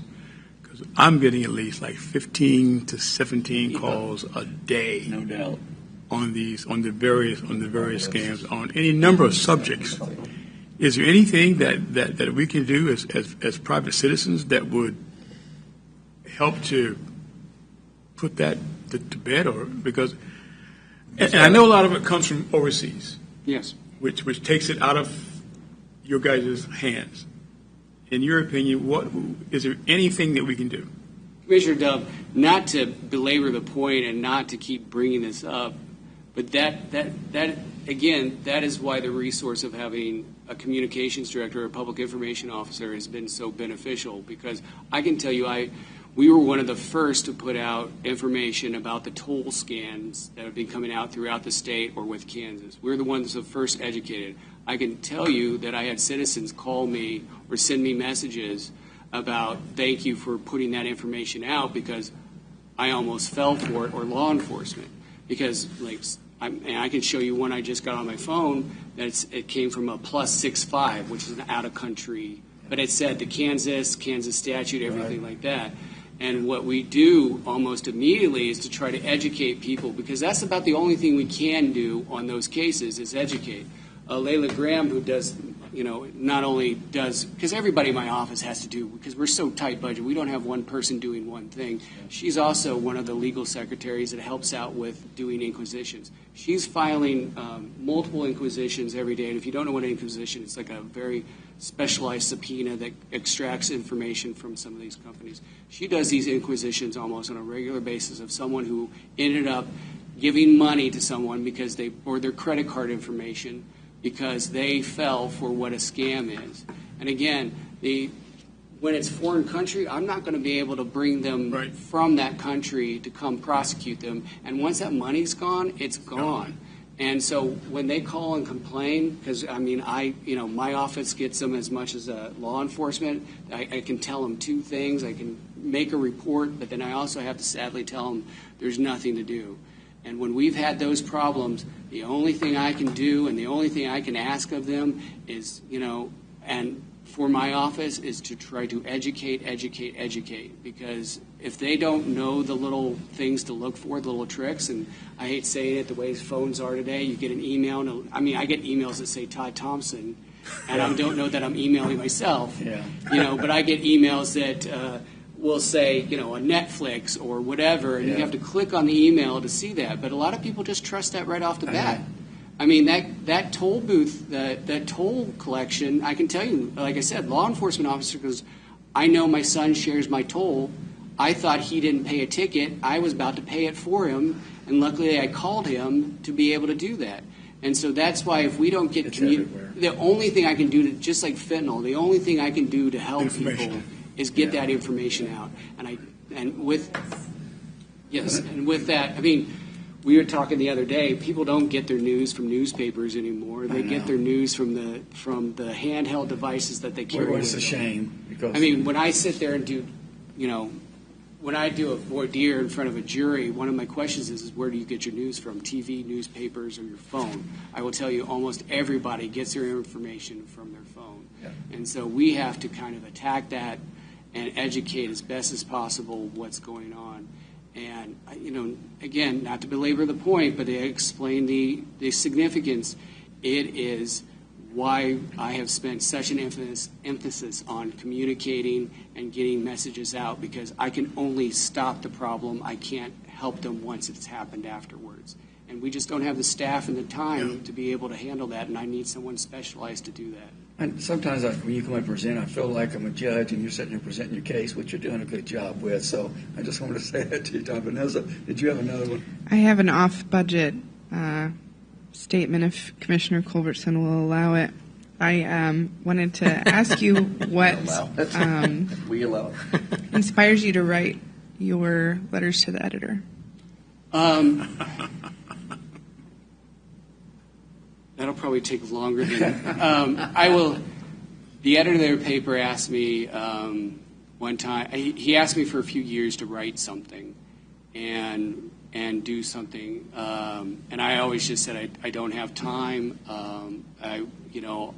There's a lot I can't communicate about because of the legal, and someone dear to me but passed away, and it related to somebody else that had passed away too, and it caused a connection. And I wrote that story, and I think it helped me, but I found that it helped a whole lot of other people too, and I was kind of surprised by that. And I sent it. I mean, I just told him this is maybe something I could write for you, and he goes, "Can you just give me that content? I think it's just nice to see that content. It's good to see that positiveness." And so I feel a little guilty because I try to do some law stuff because that's what's expected of me. But I think I was happy. I think I've gotten a lot of very helpful letters from people around our community who are very happy to see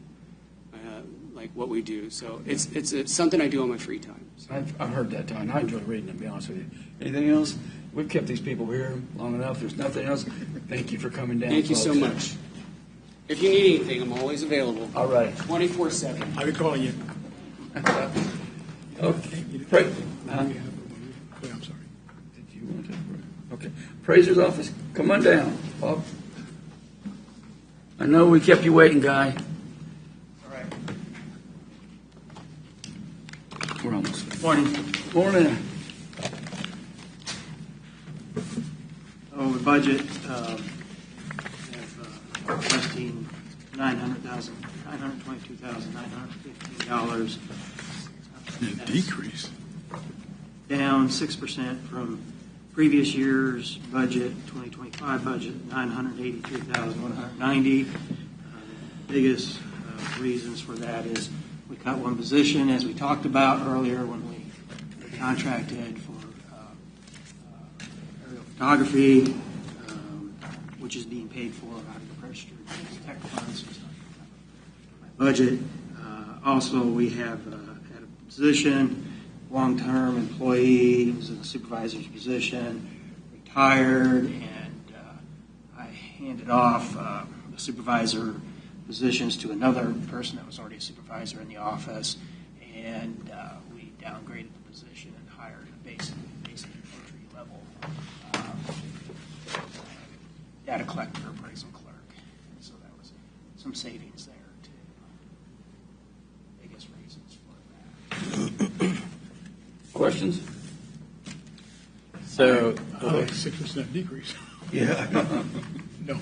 Jeff, do you have something? yeah, so did I hear you right? You were able to cut a position because you got the new oblique photography? Correct. So you guys know what oblique photography is? So it's aerial photos, but it's taken from different angles. Oh, yeah, so that's you can right. see all the way around 360 degrees different, yeah. of the property. That's right. You can measure heights of buildings, footprints, You can do a lot of appraisal functions. Or cardinal directions of every property in the Yeah. county. Okay. And so my question on that was, did that include the orthos rectified? Yes, that we those used to get. they were not rectified, but it included orthos. Okay. So we used to contract with Mark, or cooperate with Mark to get the ortho photos a lot cheaper. So you won't have to That's correct. deal with Mark? They won't be doing that. Okay. And then we also were in agreement with Mark, because we were in that group, to provide them our aerial photography. Have they contacted you about getting the I would new have to obliques? talk to Soma about that because Okay. she was the contact. Okay, I'll ask her about it. Okay. That's a good thing. I remember doing Yeah. That's They did. They did send. Actually, there was an email where they were, and we said we probably wouldn't participate in the 2026 one. 'Cause we're Okay. in 2025. Okay. So, so you still will be participating with Mark to get the? No. No, you don't need them anymore. Yeah. Because you're getting the ortho rectified out of the obliques. It's a separate Right. process, but they're also providing that Right. too? That's, Okay. It's all in one Okay. contract. So that'll save you another $30,000 we were paying And Mark. And we're doing that Yeah. every Yeah. 2 years. Yeah. It's Yeah. Yeah. 6-year contract at this point. Okay. That's all I had. Mike, you have anything more? I will in a minute. Thinking about it. That's it? I'll back up. I said, I knew it. I was doing that for trying Mike. to formulate my thoughts. First of all, on your budget, it looks good. Budget looks good, but I'm always asking everybody on your, is there any room in the training budget? Could we reduce that by $1,000? Just say no. We're running a lot of we're running a lot of people through training. We have a lot of turnover, and training's pretty. You don't have any room. I know, No, but I don't. You know, the beginning of this, yesterday morning, all of them coming in were saying yes, and then it all started to change. Okay, Department of Revenue Property Valuation Division for the education of the public. That's whose regulations you follow. We do not, as county commissioners, make you assign valuation to the county property. We have nothing to do with it. It's strictly on objective standards that you use with comparable sales, following the rules and regulations of the Property Valuation Division. By law, the county appraiser has to value all property within the county at its market value, with certain exceptions, ag land, that sort of thing, every year at its market value. By law, there's a 10% deviation from that. The procedures and the regulations, the oversight comes from Kansas Department of Revenue Property Valuation Division, and we follow the regulations. They make sure we are meeting that criteria of the law through ratio studies and doing the correct procedures, following proper mass appraisal procedures, doing the right analysis. We have to submit all that to them. They don't come down and say, unless your values fall below, or if you were above a certain, out of that 10% range, then they're going to come down and say, you've got to correct this. But they don't come down and tell us what value to put on a building, but they will measure our results by sales, and they will, and they look at our procedures and require the analysis, require that we apply the analysis, and that sort of thing through the substantial compliance, procedural compliance that we have to do. So. And that's all handled by the regulations of the state. Like the commissioners Yes, do not promulgate any regulations. You do not take part in that. Agricultural land. Tell folks how that's valued. It's a use value. It's a very, very favorable value. County appraiser does not set that value. That is by law. It's a formula followed by it's by law. The director of Property Valuation Division is by law tasked with valuing all agricultural land in the state of Kansas. It's based on landlord's share of net income. And you capitalize that. It comes out to a much, much lower rate than what market value would be because the capitalization rates are artificially high. But that's kind of put into law. There is a range, but the range is artificially high. And so it comes out to be a very, very favorable valuation compared to other types of property. So we're farm state, we're Right, that's correct. keeping that down. Residential property, what percent is that? It's, Is that a residential is sorry. As far as the taxation, residential properties at a 11.5. 11.5%. It's assessed at Yeah. 11.5%. You value at market value, but it's assessed at 11.5% of that. And then commercial property, Commercial property is 25%. 25%. And ag land is 30%, but it's ag use value, which is So once we have a Hills Pet Nutrition come in, and once they get through their abatement period, the taxes that will come into the county will be at that. yeah, it's a significant valuation. It's going to be millions of dollars to the county. So that's our problem. We don't have enough of the commercial. 90-10 instead of 70-30. So, Especially in industrial, yes. Industrial property. so percent of the county that is considered exempted from property taxes. Tell me what you speculate on that and what the difficulty is on giving an exact number. Well, if you want to include Fort Leavenworth, we don't have a value on those buildings up there. You don't even have a platted land. You just have One so many parcel. acres, sections. You don't have it platted as this is commercial, this is residential. It's just so even develop land values, you can't even develop land values. And the buildings, we don't know what's up there. We don't. So that's what makes it hard to give a percent, Right. Because you don't know the value of Fort Leavenworth. We don't know. We don't know what that value is. We don't have the data to be able to come up with it. But overall, we know that we have a fairly high percentage of exempted property, That is correct. 56%. according to Mr. Culverson.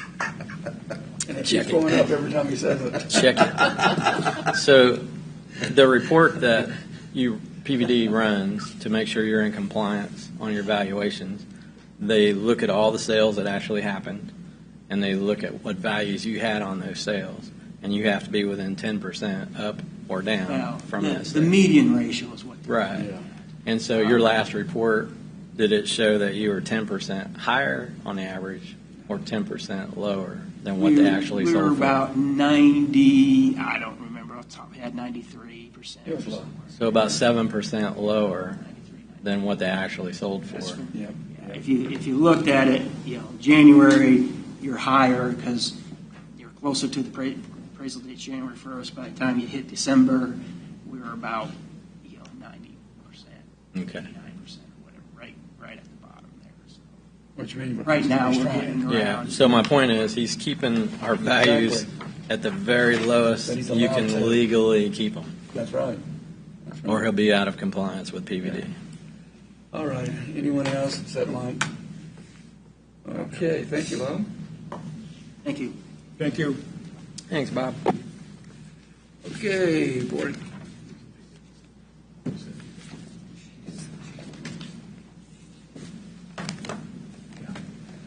Mark, you ready for the? Yes, sir, I am. Have at it. Best for last. Go right ahead. Well, I don't know about best for last, but I'm here. I was trying to pump you up, guy. Give me a break. Thank you. Appreciate that. I actually have three that I will cover, Commissioners. First one being the County Commission. And just to let you know, that one complies with the direction that was given. We maintained the 2% increases for wages, 2.8% overall. Tried to adjust things as appropriate, and obviously not any huge changes from one year to the next, but would answer any questions about any of those changes. Okay. Anyone? Go ahead, Mark. Okay. The next one would be administration. And the administration budget, again, same thing. We tried to maintain the 2% directive for wages and the 2.8% overall. And this actually, this budget shows a reduction because some of the stuff that was being handled before was related to the economic development director's position, which was eliminated. So I was able to eliminate some of that and reduce some of those numbers for contractual and also for training, travel and training. Commissioner's question? Okay. Nope. Go ahead, Mark. Courthouse General is a new one for me. In the past, the county clerk had handled that, but I'm handling that this year. And what Courthouse General covers are the items like our property and casualty insurance, the things that apply to all departments fall within there. So you have the property and casualty, you have some of the utility expenses, you have some general maintenance type stuff. We have a legal fee one in there. I think you're all familiar with what we use that for. There were some reductions to some of the line items like fuel. I adjusted that down. We have fuel for all general fund departments are handled in that Courthouse General. It used to be by department, but each department tried to build in a little bit of a buffer in case fuel prices went up, and what we found is by consolidating it, we could reduce that overall budget impact quite a bit. So that's why that's in there as well. And then supplies, I cut that back because historically the supply line has not hit what was in there before. And then transfer to capital improvement, that's being handled through our buildings and grounds, so it did not need to really be in two different places, so I removed it from here. Would be happy to answer any questions on that one. There are no wages as part of this fund. There are no employees associated with the Courthouse General. Commissioners? Definition. Could you speak a little bit to the legal fees? Like in 22 it was 9,000, but 23 was 85,000. Yeah, that is directly related to lawsuits that are filed against the county. We try to estimate it. Sometimes it's higher, sometimes it's lower. The 2023 just was some cases that either were not covered by our insurance company or we just had multiple cases that ended up adding up. So there's hopefully next year, again, this is my first year with this one, so hopefully next year we can get that consolidated down to one area within the budget. Right now there's a couple of areas hitting it, so like the county commission, you will see, you saw in yours, you had your own line item for that. This handles the other departments that don't have it in their budget, but I would like to get it all consolidated down to where it's just one line item. Probably put it under the county counselor's office in the future, but for now, that's where it's broken out. And then on the contractuals, in some years there's roughly $1 million difference. I can explain that one actually. So that the biggest item that comes out of here is our property and casualty insurance. Last year it went up. I'm not going to get the exact percentage right, but it went up. We had a significant increase in our property and casualty coverage. We had been paying it at the end of each year, even though it's for the following year. So we had a tight budget year last year, and that's why you show the 2024 actual, and I was only $355,000. We didn't pay the insurance, that premium that year. We held it over to this year to make sure we didn't end up with a budget violation. So as soon as we got to the first of the year, we paid our property and casualty insurance from 2025 because it actually is 2025's insurance. Then we will do that from now on. It will be the first of the year instead of the end of the year because it's too big of an expenditure to try to pay on December 26th or 27th. It's just too big. So we'll handle it the first year, if we get a large increase, we have time to adjust to it versus it's the last week of the year. We've already been notified by our insurance company to expect another 15% increase in that, and it's some of it is related to our claims, but it's more related to what's happening in the industry. These insurance companies cover, how the insurance pool works. They cover the entire nation, so when you have a bad year in Florida or California, it impacts everybody in the Midwest as well. And that's really what some of this is related to. I'm not going to say it all is, but these big increases, these back-to-back big increases, unfortunately, it's out of our control. There are only two real companies that handle municipalities our size. We were with the previous one until about 3 years ago, and they sent us a letter notifying us they would no longer cover us. So it cycles back and forth. Anything else? Anybody else? Okay, that finishes up those two things. Any other comments or anything? I don't know, are we going to have a general discussion of this? Commissioners, this is your time. Okay. We can handle Go any right conversations ahead. you'd like. Overall, the budget's what you're talking about, Mike? Yeah. Yeah, you do it. Well, I think we have some decisions to make on budget priorities. And I just would, I don't know if you want me to. What departments in particular? Well, one suggested, I guess I'll just name the suggested reductions and see what people think. Mr. Lawfrey said if we remove the metal detectors in this building, that would save us and the deputies between $200,000 and $250,000 a year. Those metal detectors were implemented during, I think it was 2021 during COVID. We got some money from the CARES Act for the detectors. Is that right? Am I get the right year right? It was probably the end of 2020, 2021. And yes, you had asked me for what I thought that cost was, and I believe at that time the budget impact was between $200,000 and $250,000 for additional officers to cover security. That's a very heavy burden. There's a lot of buildings around that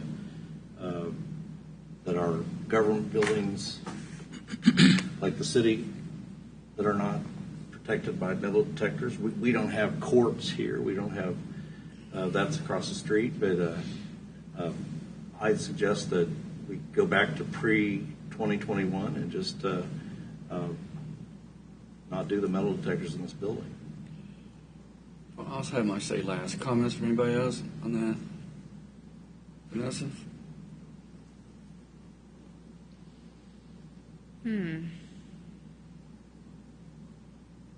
I definitely want to trim any fat, per se, in the budget if we find any. I think similar to what Todd Thompson was saying, the county probably needs to do a better job, or we as a commission, on communicating where all the money goes, because that's probably the main question that I get. Where's all the money gone? You know, and unless you're sitting here combing through the budget yourself, you may not understand the answer to that question. So I think we need to maybe have our own PR, but, you know, in this case of security, I was intrigued by it. It almost sounded like Thompson was suggesting that there was crime here before those were installed. Is that true? Well, the stuff was brought in. That's the problem. I said When you say stuff is going in, what do you mean? Before we, and I know Mike's going, before we do this, I'd asked you, because I know we got to still do this, I would ask deputies downstairs what they've received or what they've caught that's trying to come into this building. So basically we're saying that there's an understanding that certain items shouldn't be brought into the building by the public and they're intentionally trying to go against it, or the public doesn't have an understanding of what's acceptable, What's what's illegal not. to be brought in. And, you know, we got to set up for the knives and guns. You know, I thought about this, too. The thing, first of all, I support them down there because I think it's a protection for the employees and the citizens. But the other thing is, I thought about, well, where could we go? You know, you don't have to have, you could have deputies, one or two deputies walking the halls and maybe doing the same thing if they're needing a call. I think the question is, how quick can they respond? So I'd at least want to see them in the building somewhere, but that's just my 2 cents on that. If you're going to have deputies in the building, I don't see why you wouldn't have them at the door. Like, that's. Well, if you could reduce it from 4 to 2. I see what you mean. That's what I'm saying. Take a staff. Depending on the staffing, because that's the most expensive thing is the employees. Deputies coming over here. Now, I don't know if that's possible, but I've been kicking this around for a while, just thinking about it. One alternative would be like at the state capitol, instead of having 2 doors with metal detectors, we go to having 1 door where the public enters and just 1 metal detector. And that would not save $250,000, but that would save $100,000 or thereabouts. And it would have to be the one downstairs because it has to be ADA thing, so you'd have to come around and walk in that door downstairs, not the main gate. I personally hear that, people want all the entrances open. I see a lot of people still try to use the west entrance. Yeah, they pull it once in a while. Or go out. Yeah. I don't know what the solution is, but obviously I don't want to take a move that jeopardizes anyone's safety. So. But yeah, remember, I'm an old cop, so doesn't mean I'm right. I'm just going that direction. Okay, what do you feel about that one, Mr. Doug? That's the more you peel this onion, the more problems that you go into and find out that the onion begins to smell really, really bad when something happens, and that security has been taken away. When I was, and this is my own illustration of this. When I was at the Capitol, all doors leading to lawmakers, leading to individuals are secured. All doors. However, there's only 1 door that is maintained with personnel. Yeah, I remember. So if that's something that could be implemented, some thoughts around that, to whereas you have to have access, individuals who are working within the building, they should have access to all of the entrances to the building. Now, taking away some of that security in this time, because we're going through a very challenging time, I believe, with the way things are, the way people are showing their colors, their true colors. I think it's a big challenge to take away the security that we enjoy. Do I like having to throw my keys up into the box and so forth to come in? No, I don't like it. However, it is something that is necessary that they do their job so that we're able to do our job. And to take away that security right now, I'm not fully ready to give it something of that nature. Jeff? What about the 1 door option? The 1 door option? Yeah. Explain what you... Instead of having 2 metal detectors with 2 deputies, we would go to having 1 deputy downstairs, and the public would enter through the door downstairs, save the county $100,000. 88. Well, you still need a metal detector. But it wouldn't change that. You still need that. But instead of having 2, we would have 1, and we'd save the county $100,000 in the budget. Are you saying that 1 metal detector downstairs Right. is costing $100,000? With the staffing, and we don't know the exact numbers, but we'd have to ask the sheriff. We'd have to ask the sheriff what he'd feel comfortable with staffing down there if we decide to come through 1 door. And if you're going to do that, then why don't we have concealed carry? Well, and that would, if you asked Mr. Lawfrey what would happen if we took the metal detectors out, can you explain what the law would be in the building then? Okay, so it sounds like you're talking about 2 different things. One, if you have a secure door, even if it's just 1, you can still have the screening with the metal detectors. And if that is your only allowed entrance, you could prevent concealed carry by employees, staff, whatever. But if you allow staff to enter through a non-secure door, you could not stop the concealed carry. And that's actually the law. That's not because it would just be hard to control. It's just that's the law. That's the way the law works. You could control the public coming in, but not the staff. But then you'd only have 1 entrance to the building for the general public. It would only be the ADA door. If you remove if you remove the security entirely, then there is no control. Obviously, anybody could bring whatever, and there'd be no Concealed screening. carry would be allowed. There'd be no screening. But if you went to a single entrance point, and really even if you kept both entrance points, but you allowed staff to enter through any of them, which isn't really an option right now because of the construction, but if you did, then the staff could conceal carry if that's something the commission wanted to allow. I would say a few thoughts I have in this discussion would be building access and lack of parking. If we go down to one entrance, it's not like we have a large parking lot on the north side to try to accommodate everybody that would have to go to that one entrance. Also, just playing out a scenario, if someone comes in the door and takes out that officer, you now have no one on the perimeter. And then bees. We did have to shut down the south entrance for bees. So luckily we did have the north entrance open, because I'm not exactly sure what that would have looked like if not. And then construction also. If we have to shut down an entrance due to building work, then again, if we're going to be in a scenario where we're not ready to have a metal detector at an alternate entrance. So I think it's benefited us to have two options. But Jeff, did you have anything you want to go with this? So I'm a big concealed carry guy, so I'm 50-50 on this.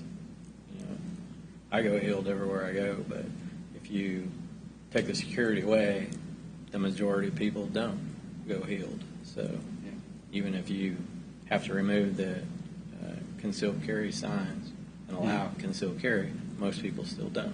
I know, we saw that. So even individuals that want to operate their concealed carry rights, I think are often unsure of what their rights are when it comes to government buildings.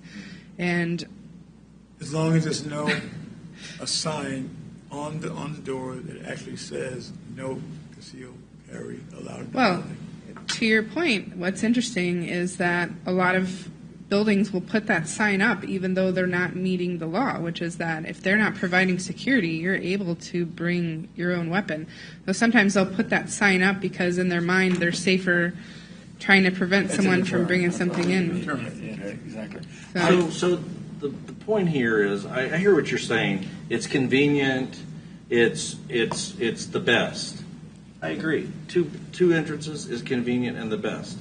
But if we're trying to control the budget, maybe it would be inconvenient to have one door for the public. But we're looking to try to reduce the budget in ways that are not going to impact services. We're not taking money away from roads. We're not taking money away from the sheriff's department or anything. Where if we're looking to cut the budget in a reasonable way, we have to identify something, or else when we say we're for revenue neutral, we're not getting there. the county budget is the poster child for inconvenient. Right. But this is not a cut that's going to really reduce services. Well, I just have to say, I would love to save $250. I'd love to save $300,000. But to me, it's too much positive this time in our country that we need, and I wouldn't want to cut it down to one for all the reasons you just said. So for next year's budget, I'd like to see that stay where it's at. So next question is on the public information officer funded across the street in the county attorney's office. Well, how does everybody else feel about that thing before we go to the next one? Because we need to get Mark needs to have some kind of direction. Do we want to keep the funding for the security at the doors or what? I mean, we won't vote on it now, but he needs to at least know how to do the budget. So do you want to stay with what we've got right now? 1 door, 2 doors, or leave it alone? I think for right now, Just this coming year? we leave that as is, because I'm seeing too many things out here that are causing me to say I want the needed security. And we tried earlier to get private security and things like that, and I think we figured out that it would probably cost more, and it really didn't fit the budget. So we've looked at alternatives before. Yeah, that's one of the questions I had. We did evaluate a private security a firm. couple years ago. We brought in 3 different proposals, Yep. and all of them were more expensive because for them staffing, the sheriff has a large staff right across the street, and he can rotate people in and out. For them, they have to have that number of staff on standby. So, and even if they're working or not working, we had to pay for them. So that was a problem. We did look at it. It was. I didn't think It was probably 20%, just 25% higher Yeah. than to do it with private security versus using the sworn sheriff's officers. And obviously, we prefer the sheriff's officers being down there.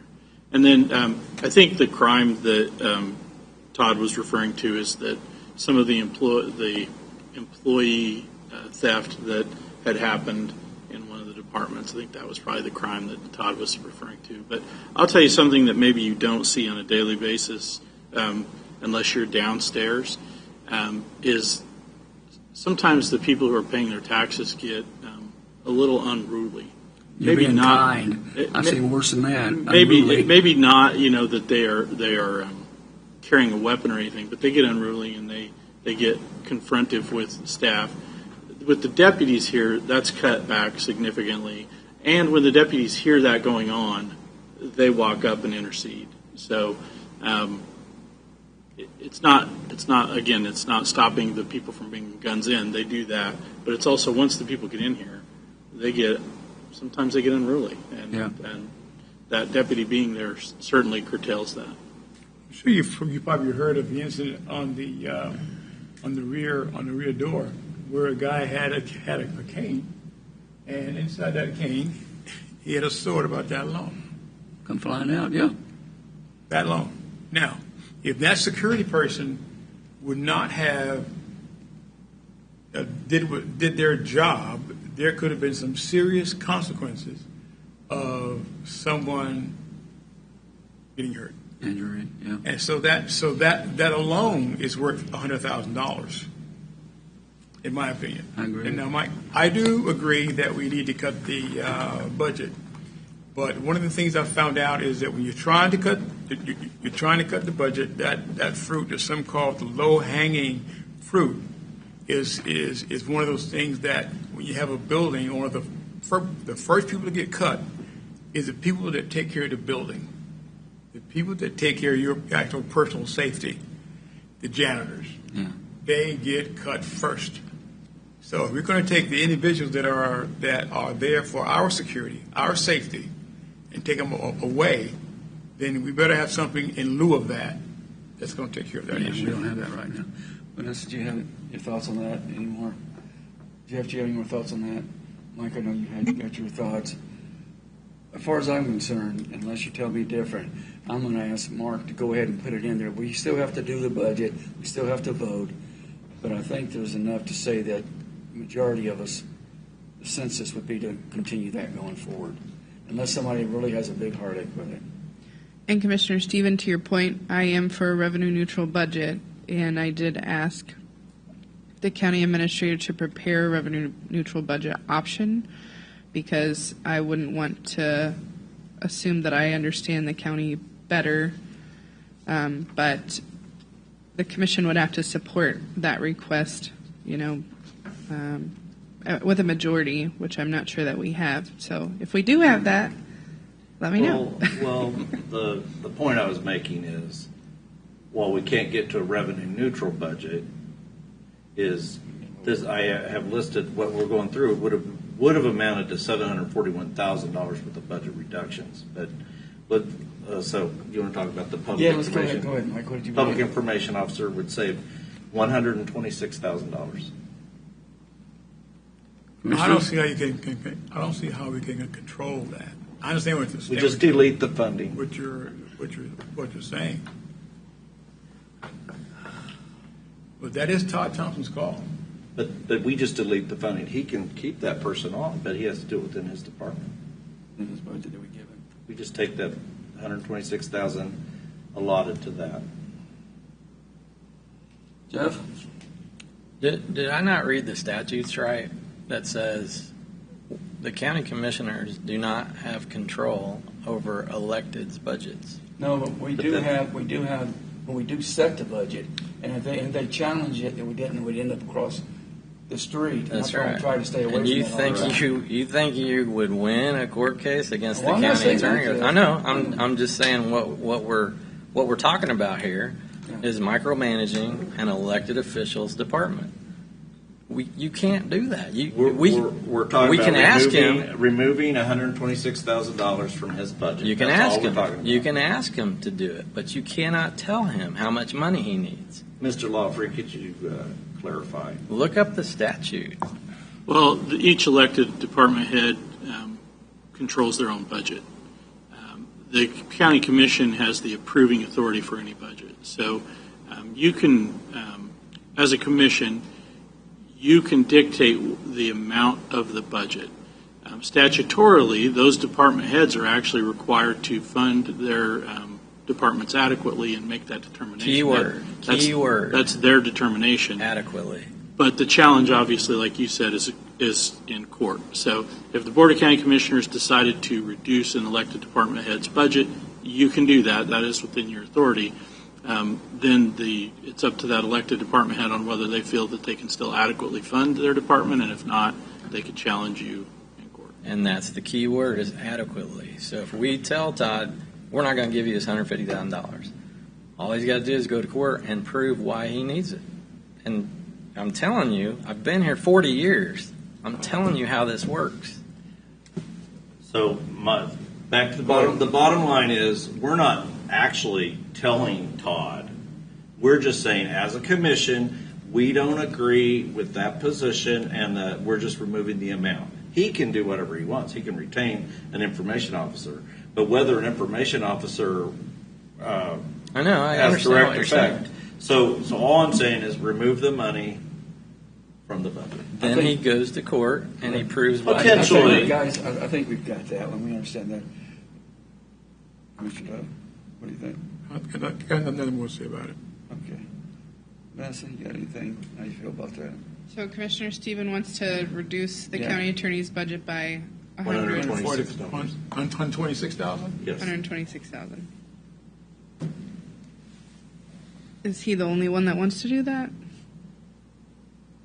That's why we're talking about it. Don't shut that down this way. We're asking if you agree or disagree. Underneath your breath. Because I couldn't tell What's your what the other position? three of you. That's what we're asking. What's your thoughts? Commissioner Culbertson said we could ask him, and so if I agree with that ask, is that three of us agreeing with that ask? Yeah, I'm all for asking. That's all I'm saying is I'm He all said for he's asking. okay with asking him to reduce his budget by that amount. No, that's not the way this works. We're going to Says the new guy.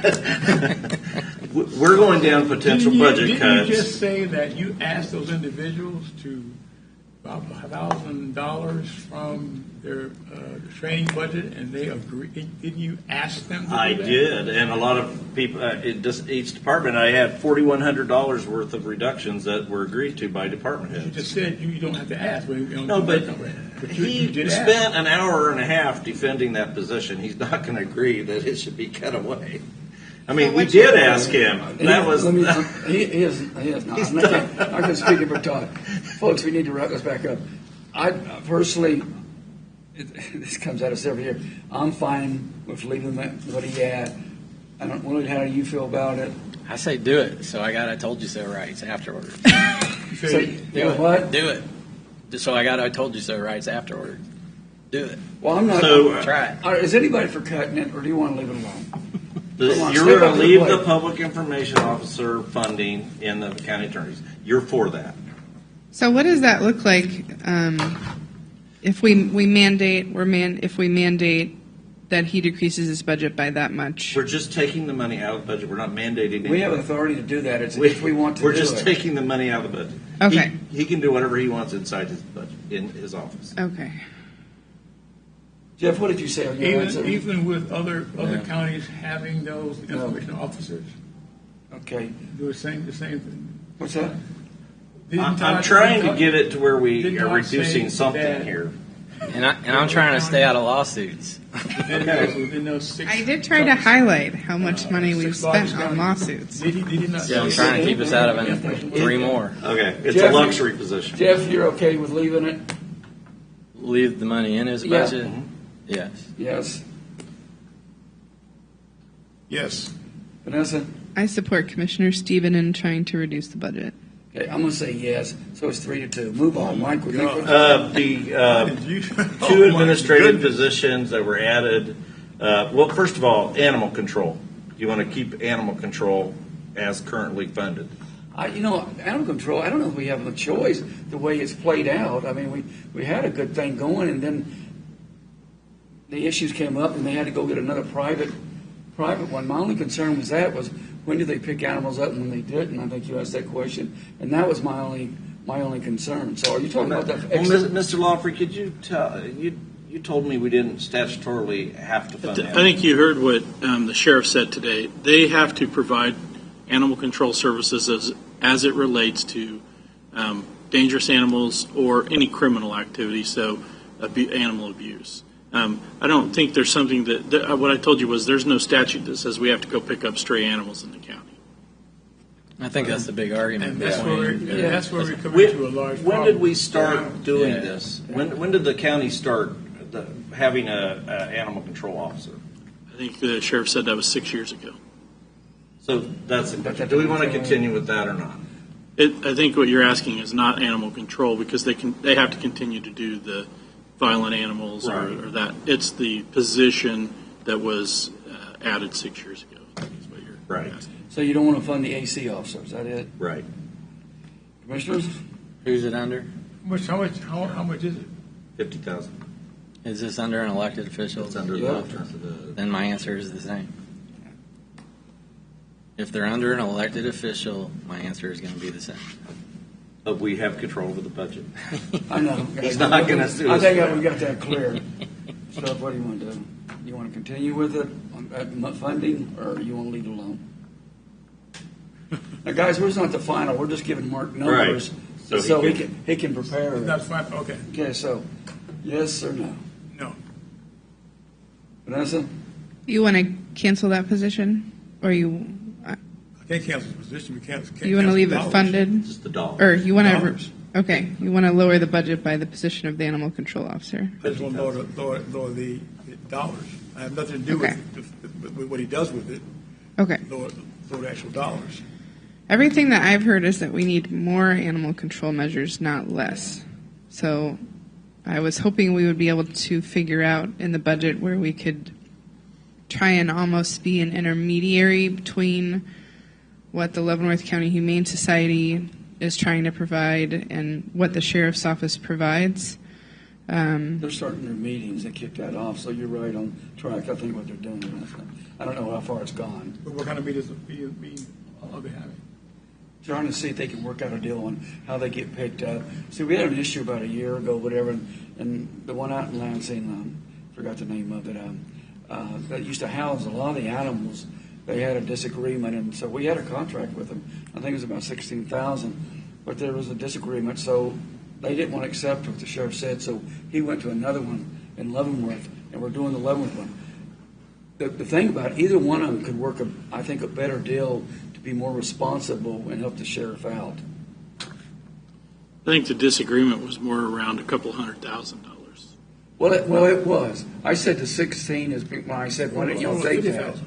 But they wanted the large amount. That's why we went or sheriff went the other direction, which I totally understood. But I'm not sure that's where they feel now. So we've asked them to get back together and do some talking, all of them. And Vanessa's right on target. That's the issue between what the sheriff's doing and what the Humane Society wants the sheriff to do. Yeah. It's purely budget. Big difference. Yes, So there is a big difference. yeah, and it's all about the budget. The sheriff says I can't spend that much money to do what they want me to do. Yeah. And the last communication I heard from the Humane Society was a very large capital investment in a lot of that we probably wouldn't have resources to do. But on this So 50,000, they were asking for 200,000 at one time. That's an independent, yeah. It was pretty high. That's an Humane independent. Society. Humane Society out of Lansing used to do a lot of stuff for entire county. They were sheriff's department. I had a contract with them. But when they came in with their last budget or their last increase, wherever it was, folks, it was so high that the sheriff said, no, I can't do that. Okay. And he went out and went to a, that was going to pay the same price that he had to deal with Allen Lansing. And so he didn't have to increase his budget. I think the point is that to do animal control to the level that certain people would like to see it done would cost somewhere between $250,000 and $300,000, not $50,000. No. I'm just saying that's the reality is for what people are asking. It would have cost between $250,000 and $300,000. I'm not saying the Humane Society is wrong about the dollar amount. Right. But the sheriff is saying I only have $50,000 to provide. The Humane Society wants to pick up every lost dog and return them home. Yeah. Lost cats, stuff like that. The sheriff says, I got a very tight budget, so all I'm going to do is the dangerous stuff for public safety. So if it's a dangerous animal or it's related to a crime case, then I'll do animal control. But I'm not going to find a home for 8 lost puppies that somebody found. And that's what the Humane Society wants. Somebody picks them up right now. If it's not the sheriff, they take them in. The person that found it, say somebody dumps a dog off, and they dump it off. And so if that person says, it's not my dog, but I bring it in, there's a cost to that person. Mm-hmm. So the people aren't going to bring it in unless the sheriff's department brings it in who had a contract with them. I think the questionable part to that we haven't really talked about today is if you have, let's say, a stray dog of whatever kind in the county, you have people walking, jogging, biking, kids out playing or whatever. If you have a stray animal, there's potentially a threat, potentially not a threat. You don't know triggers for the animal. You don't know past abuse story for the animal. You don't know a lot of things that could affect that. But in this particular cut, we are talking about potentially a reduction in services because it is specifically a service that's provided to the people of the county. It's a service we've just recently taken on in history. And as you're looking at like the role of government, this is something new that the county took on in 2021 or 2019. Yeah, but it's another state unfunded mandate. The sheriff has to do part of it. Yeah, I agree. Yeah, not all of it, but yeah. But the question is, this is a proposed cut, or yay or nay? You're saying yeah. Wait, I'm confused now. What are you? The $50,000 for animal from the control. sheriff's budget. So you're saying the officer goes away. So you have no animal control from the county. Aren't we required to have? Well, deputy. That's what they. The statutorily required would be the only thing we would be doing is statutorily. So the regular deputies would take over That's what they did in the past. Job duties. That's what they did in the past. What they did before. And I feel like he, described in his presentation why it was important for him to be able to have that specific officer focusing on that with the means necessary instead of eating cars. What does everybody think here? Yeah, you don't want to cut it. Okay. Do you want to cut it, Jeff, or not? It's under an elected official, so no. Mike? Yeah. Yes. Yes. No. Tell him it's 3-2 that will be coming out of the budget.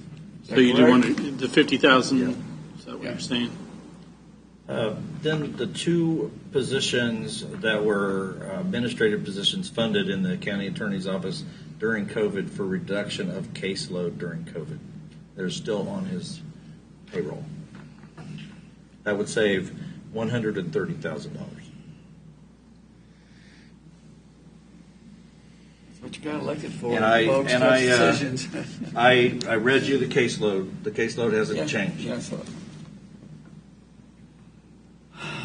Caseload hasn't changed since under elected officials, so I say no. You know what Mike says? Let me think a little bit more about that. Okay, Vanessa? I agree with Commissioner Stephen. Got it? Mr. Dove? Yep. It's COVID's over, and we aren't, and that's why they were hired. Then COVID's gone. Okay. In my opinion. Okay, and they remained on the payroll. I vote like Jeff didn't know I wouldn't do it, but it's 3-2. Take those out. Then 4% versus keeping every department at the requested 2% level. would save $140,000.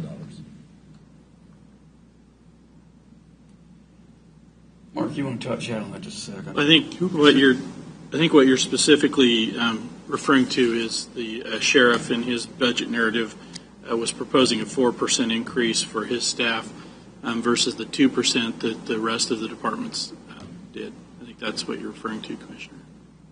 I think That would 2% be- is enough. Yeah, that's what we ask everyone to come in at 2%. I think what the issue is an independent elected department, something like that, or do give them raises the way they want, even though we set 2% and that's what we wanted people to get into their budget, and they could break it out, and then they could break it out any way they wanted to. 140,000.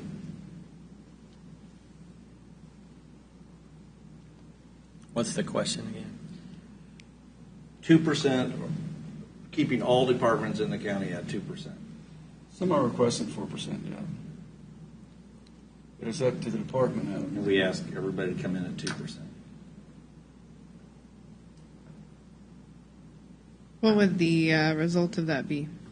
I believe it's around 140,000. I'd have to That's what check we the went numbers over, to get around exactly, but it would probably, I think in his request, it said that the 4% increase was like 250,000, so it's somewhere between 125, 140,000 if it was on. Yeah, but let me just make sure everybody understands this. This meeting, last meeting, we've had departments come in here and tell us that we may have to look at a salary survey, we may have to do something to adjust them to be competitive.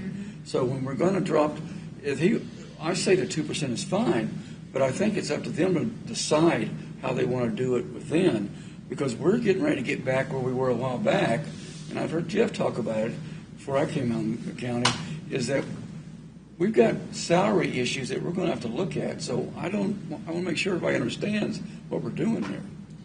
Well, we're just being fair, though. If we're being one fair, department is getting 2%, Well, I'm not disagreeing with and it. I would love to fund everybody. I'd love to give everybody a 15% raise. We hear that.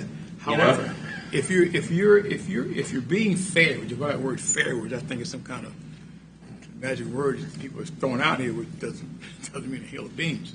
If you're being fair, then the salaries of the commission also should be 2%. Yes. So it's not going up. No, it's going 2% like everybody else. Just 2%. That's what we asked Ours everybody to goes stay up with. with what everybody else. We asked everybody else to stay with 2%. We asked all the departments, just you're keep saying them at that- 2%. That we as commissioners get a raise of 2%? 2%. Yeah. Drop it. Well, we could do that, and we could talk about that. I'm fine with that. I'm fine with, but that doesn't amount to much in the terms of the whole budget. But We're talking about a whole. perception is reality. If you're going to do it with other departments, then you have to take this. What I call was, if Congress is says we got to go with this insurance, which is for us peons, and we get this other insurance that's so great, okay, then what's wrong with getting the same insurance that the others get?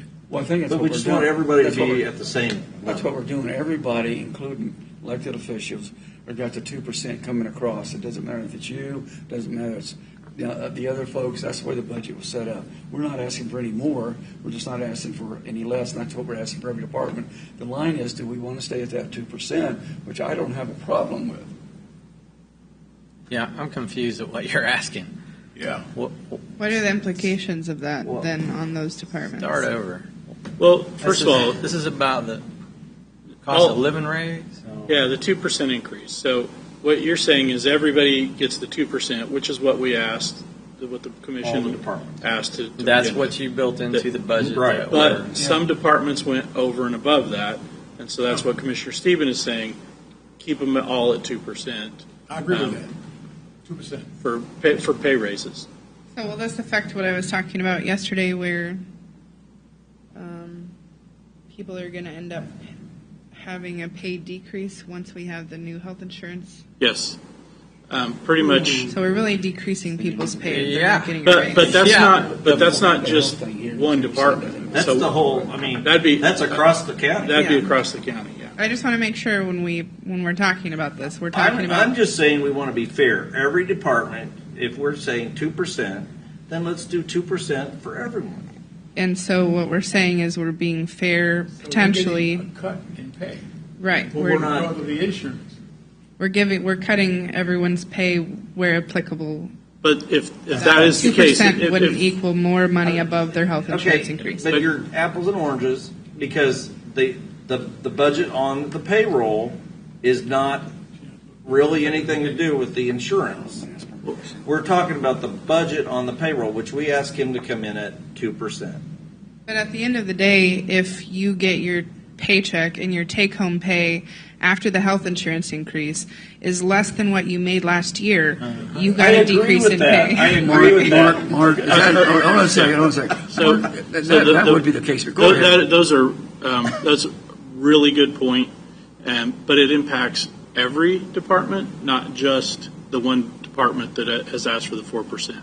So I would be all in favor of making that adjustment for anybody who, and I don't remember the dollar amount off the top of my head, but it's pretty much anybody I think who makes less than $50,000 a year will see a decrease in their pay with the increase in the insurance. And this is the importance of why I think it's extremely important from the county administrator's office to give different budget options, because when we have potentially in this case a single commissioner picking things, I think it ends up being an irresponsible model put out by the county, because not all departments are the same. Not all departments' needs are the same. So thankfully at the school district that I've been on the last 3.5 years, we were able to make these decisions as a district, not one of us board members going, oh, well, what about this person's salary or this department's position? We weren't having an overall effect. We were able to say, from an administration standpoint, these are the areas that we can afford to cut, with this product still being the exact same. We went revenue neutral 2 years out of 3, while we still gave staff increases. We gave large bonuses.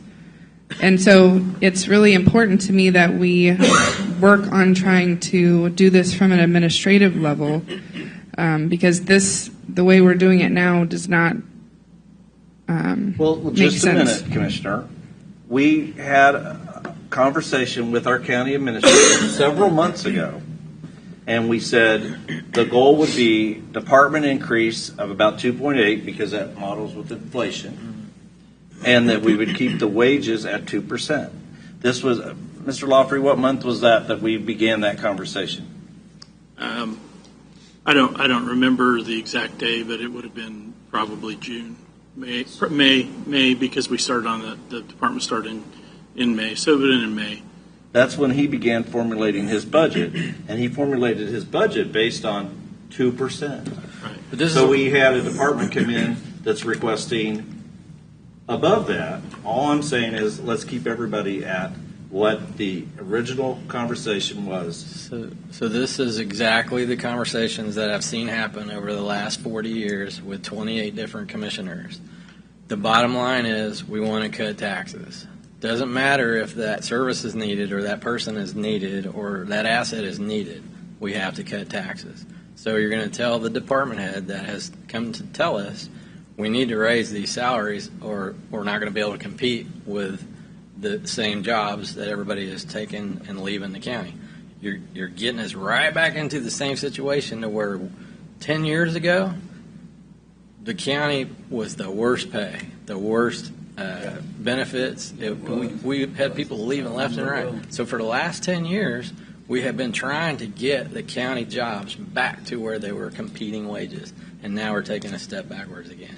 No, we're not, because we're still giving a 2% raise. It's not enough, according to some of the department heads. Well, what's happened is we've got to be fair to all employees of the county. We can't have employees in this department only get a 2% raise, but employees over here, they get to have a 4% raise. That's not fair. It's based and when on we're doing a budget, He's not saying that. He's saying a 2% across the board. that's what we're saying. That's all I'm saying is let's do 2% across the board. Jeff, is that what you're saying? That's what has been proposed, but what we've had now is department heads have come in and said that's not enough to keep my people. Right. So we're just going to override them and micromanage and say we don't care. This is what we're doing.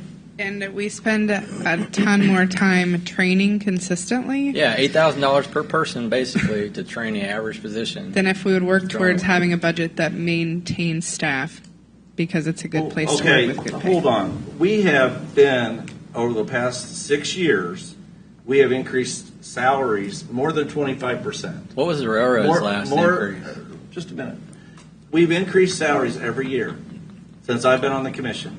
1 year we increased salaries 10%. So this will be the first year we're stepping I'm back. not saying that we're keeping up, but we are also here representing the taxpayers. You're right. And when we're going down the list here and we're trying, it's a lot harder to make cuts than to spend money. Mm-hmm. And you're seeing as we go down this list, and this is just a proposed list, you can propose your own list. So, but Well, I again will restate Oh, what I've but- said, Vanessa, hold on a which is that I but want to all make I'm sure we saying- have a revenue neutral budget. Vanessa, hold on a second. Go ahead, finish, Mike. But the fact is, we gave instructions to the county administrator Yeah. to come up with a budget that every department would increase 2.8%, which is almost 3%, rate of inflation, and to keep the salaries at 2%. So if we want to show the taxpayer that we are concerned, we can save $140,000 by just keeping everybody at the same level. Vanessa, go ahead. I will restate my request, which is that from the administrative office, we are able to have options for the budget. And I would like to see a revenue neutral option from the administrative level. Mr. Lawfrey, how much would we have to cut from the budget to come to revenue neutral? And what departments would that directly impact? Well, we would have to cut about $2.4 million from the I'm not budget gonna to support be that. revenue I can't neutral. do that. And it would have to impact every budget because you can't leave a budget alone and get to that amount. So the sheriff's office and the public works department are the two largest budgets. They would see the largest impact to their budgets. Mark, let me ask you something. At that kind of a reduction, it would require a reduction in services. Mark, let me There's- ask you something. What is 1% increase for salaries amount to? The county employees. What's across the board. I don't know that number specifically off the top of my head, but I believe it's around $280,000. So if we had $280,000 to move this up to 3%, if the commissioners wanted to, then we'd only be adding that amount of money to the budget. Correct. That's spending more money. I know, but it's not as much as I thought it was going to be. That's what I was asking. So why don't we look at, instead of doing the 2, lock in a 3, and then tell everybody you have to do the 3%? Then the whole budget has to be redone. Just that part. Yeah, so that would be an increase on every budget except for the sheriff's, which would see a slight decrease because he budgeted at 4%. But the extra percent, the extra percent is how much again? It's about $280,000. And So it's about that's a rough quarter of number I would have It's to. about a $250,000. Can you recap the sheriff's budget percentage has to do with the new 911 stuff or not? Any portion of that? Yeah, so absolutely. A lot of the increase for the sheriff is directly related to 911, and then, as he said, his maintenance agreement for his Motorola radios was $370,000. $400,000 that comes out of the sheriff's budget is to cover the shortage in the 911 fund. That's a big portion of the increase in the budget overall. So it's not like everyone in the sheriff's office is getting a bigger paycheck. Oh, yeah. Well, no, he is asking Oh, for a yeah, 4% increase for every employee in the sheriff's office. So he's asking These are for tough more things, Mike. of a personnel pay than all the other departments. Yes, that is increase. correct. And is that to make sure his employees don't have a reduction in pay after the new health insurance? No, I don't believe that's the intent. I think he Okay. said that there is some recruitment issues for certain positions. Like you talked about core civic, the state Yeah, makes more, right. et cetera. So, I'll go back to last year. I can go back 7 years ago, and each year I ask the board to give me their goals for the budget, and that happens usually in the May timeframe, and then I get that way the departments know what their target is, and then we get to this point, and a lot of times that target changes a little bit. So with the wages, specifically the sheriff, he does have a hard time recruiting deputies. And as we stated yesterday when Bill was in here, the way we handle those are by position. We evaluate by position because some positions we don't have a hard time recruiting. We don't have a problem with retention. So we feel that those are in the market, or at least they're competitive enough. We're not losing staff. The sheriff has that problem with his deputies. He's not competitive wage-wise. That is, I don't think it would be hard to prove that at all. Bill, right now in Public Works, is having that problem with his maintenance workers. Jamie Miller in the EMS was having that problem with paramedics. We've addressed those issues as they come up by position, typically. That's how they're handled.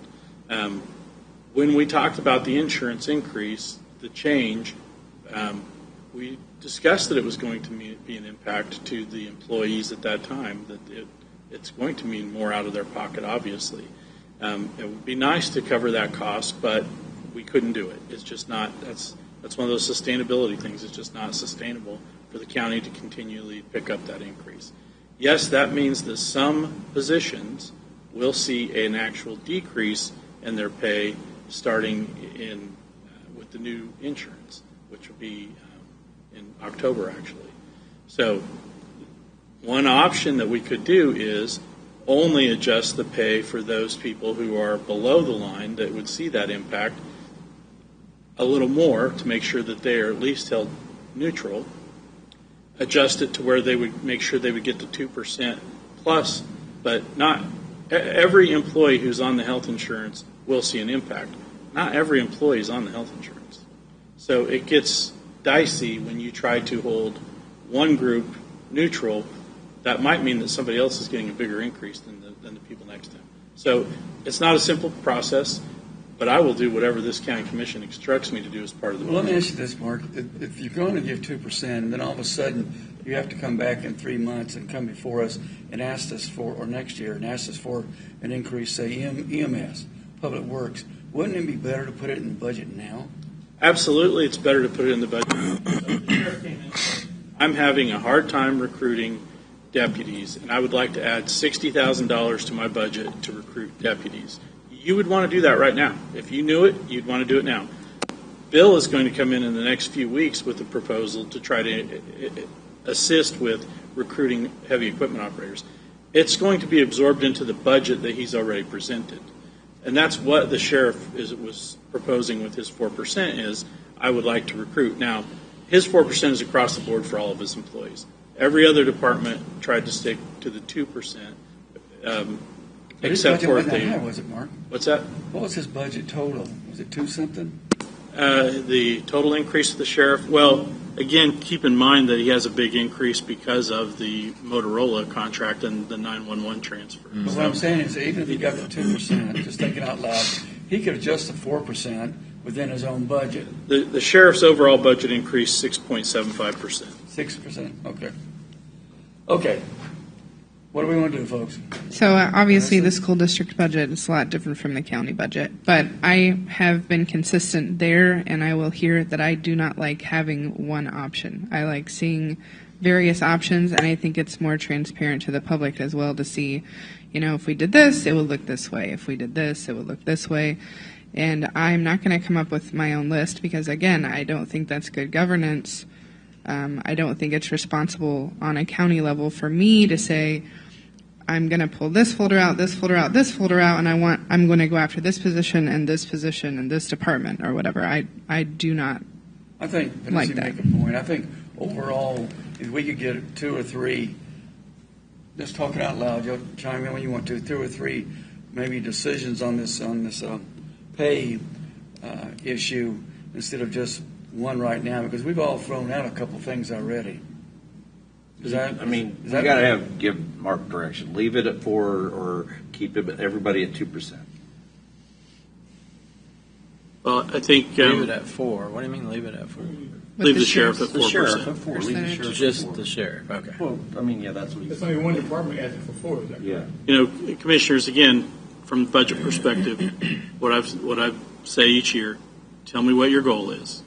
And it may not be the same goal for every commissioner, but tell me what your goal is, and that's what I will bring you. If you want a revenue neutral budget, I will bring you a revenue neutral budget. So, If you want a $250,000 decrease, I will bring you a $250,000 decrease. If you so when want we vote an for a increase, I'll revenue bring neutral that. budget, every year I voted for a revenue neutral budget, I've always come, and you can verify this, I've always come back and said, okay, to get us to a revenue neutral budget, we got to cut this, this, this, and this. So if you vote for a revenue neutral budget, it's your responsibility, in my opinion, to present the way to get there. And you've heard that it would be a huge reduction in services from the county. The proposed cuts that I've outlined here, $741,000, very, very limited reductions in services to the county. But there's still significant amount of savings if we adopted it. That's all I'm presenting a way to get to $741,000 worth of savings without reducing significantly services. I hear what we've you're already saying. we've already talked on some of them. We made Yeah. a decision on that. The one I'm looking at right now is what we're discussing back and forth on this 2% and 4%. And I know budget time. If Mark could prepare some options, if everybody's okay with that, then we at least have that come back to look at. Yeah, I respect your opinion. I just don't agree with it. I think it's What do you disagree with? because one commissioner trying to decide what's best for the whole county. In my opinion, that's why we have staff. We have staff to look over the whole county and make sure that we're doing it fairly. We're doing it across the board. We're making decisions for each department in the best interest of that department and its services. So that's you why don't there's think you have 5 any of us. responsibility. So you don't think you have any You responsibility might. to provide options? I'm not taking that position. I don't think it's really just, I don't think it's good governance. I'm going to say it again. I think if we don't have the ability to make sure that we can give him a consensus that we want to cut the budget, which is what I was sensing in the beginning, then I agree. It's not fair of his time to present, a revenue neutral budget when there's only one commissioner that wants to look and see what that is. But I'm not going to go through and pick and choose my own personal thoughts. I think it needs to be from the administration. Okay, well, guys, I think we beat this up enough. We've given Mark direction to come back on a couple of things because I think that 2 and 3-4% is the main issue on that. So Mark will take a look at that and get back with us. Mike, what's your other? The last thing is to discuss the emergency management. Bringing them The guy underneath downstairs, the tornado folks. bringing emergency management underneath the county administrator. That if we reduced one position, there'd be $70,000. Can you talk about, I thought there was something with a grant that paid for some of that budget and that went under the sheriff's office at the time that position was moved over there? So the emergency management used to be a standalone department. It did move underneath the sheriff's office 6 or 7 years ago. Any grant would not be tied to it being under the sheriff. It would be tied to emergency management in general. So they had a grant to create a position, and as long as that grant's available, you have to maintain that position. You can't do away with it without doing away with the grant proceeds. I'm not sure where that stands because, again, it's under the sheriff, so I don't have a daily interaction with them. But it is possible that the position may be grant funded and therefore can't be removed. I just don't know without asking. But I'm not sure what the question is or what the. So what I heard was that move the emergency Just to move it management underneath the county administrator. So do we need more information on that then? Just And maybe we could do that, come back with more information. I think we've been here a long time. Yes. So I guess I'm not 100% clear. Currently, it's under the sheriff's office. So what would have to happen is adjust the budget to where it's no longer under the sheriff's office and move it under the county administrator. And that's the conversation that you're discussing now. And then see if there's any room. I know they've added positions in the office. See if there's any room to make reductions. So- In doing that, is there, with the county administrator feel as though they're adequately, that could adequately serve that department? Because I do not interact with them on a daily basis, again, they're under the sheriff's department. If that was the direction, I would need to meet with Chuck, the director for that, and discuss the budget and the staffing before I would feel comfortable making any comment on that, because I don't know. I'm not familiar enough with that operation from a daily interaction that I could tell you they could operate with one less person or not. But it would definitely be something I'd be willing to do. I'm just not, today I couldn't tell you. So basically, you're asking to make it back like it was, right? Yes, Yeah, sounds like that's the request. So did I understand correctly that we're asking Mark to come back with some options or not? Well, I want to know what everybody thought, and if you agree, then he can come back with options. You know, if it's going to save money to bring it back, I remember when it was under Chuck Gobb years ago. Didn't have deputies over here. Tillman Nestor. Huh? Tillman Nestor. Oh, yeah, I remember that. But just to see, how would it function, and I think the thing, I'm not speaking for you, Mike, is would we need the deputies over then, or would they be able to go back across the street or whatever? Is that right, Mike? Yeah, I think we've gone on so long today, this is probably good if he could just bring back options and we could decide, unless people are dead set they don't support it. How much would that decrease? That's what we're trying to find out. We don't even know if it would. We don't know, but let's just pretend like we could eliminate one position. That'd be $70,000. But Mark could take a better look, and there's two items we need for him to bring back, if Mike is finished. I'm all for splitting it back out like it was. Yeah. I don't know if that's going to save any money or not. But The last thing is that we had head of departments agree in IT and CASA to fund at the level they're at now, which would save $4,100. And the directors yesterday agreed to got the training level. I think we should incorporate, since they agreed to it, they agreed to it. Yeah. So that's an easy cut. I don't have any problem with that, since they did agree. I remember them saying yes, they could do it. Got that, Mark? I do. Okay, so we're still just now that Mike's had his turn on the floor, is there anybody else that wanted to talk about anything else? Not today. Is your brain fried? Mark, so you've got a couple things you need to bring back to us. You want to read off what we just said and what we agreed to? I just want to make sure you look at the budget when you got it. Commissioners, as far as the options go, you're not asking to reduce the budget overall. You're asking to make adjustments to where no employee would see a reduction in their pay because of the insurance. Is that correct? You'd like to see that option? Yep. Is that How do we how pay I for understood it? You'll I'll figure that part out. Okay. Like I say each year, you tell me what you want, and I'll make it happen. That Commissioner Reed is exactly right. That is my role, and that's what I look for. There's no legal potential consequences of? Well, there's always a challenge with elected department heads. They 99.9% of the time, what we ask them, they work with and provide. Sometimes it just doesn't work out that way, though, and I'm limited in what I can do there. That's why the commission, for those specific budgets, the commission has to get involved. I cannot dictate to them and wouldn't try to dictate to them what their budget should be. That's their role. So in those budgets, you have to be involved. In every other budget, I'll make it happen. But I will reach out to them and ask, from a payroll perspective, I can do all that and tell them how that impacts their budget. But they have to agree to it, or the commission has to say this is what we're doing. So I will make that change. I will do work with HR and with Jennifer, and we will come up with a plan that shows no employee taking a reduction in pay because of the health increase. And that will mean some of them will get a little more than 2%, but I'll make that work within the budget.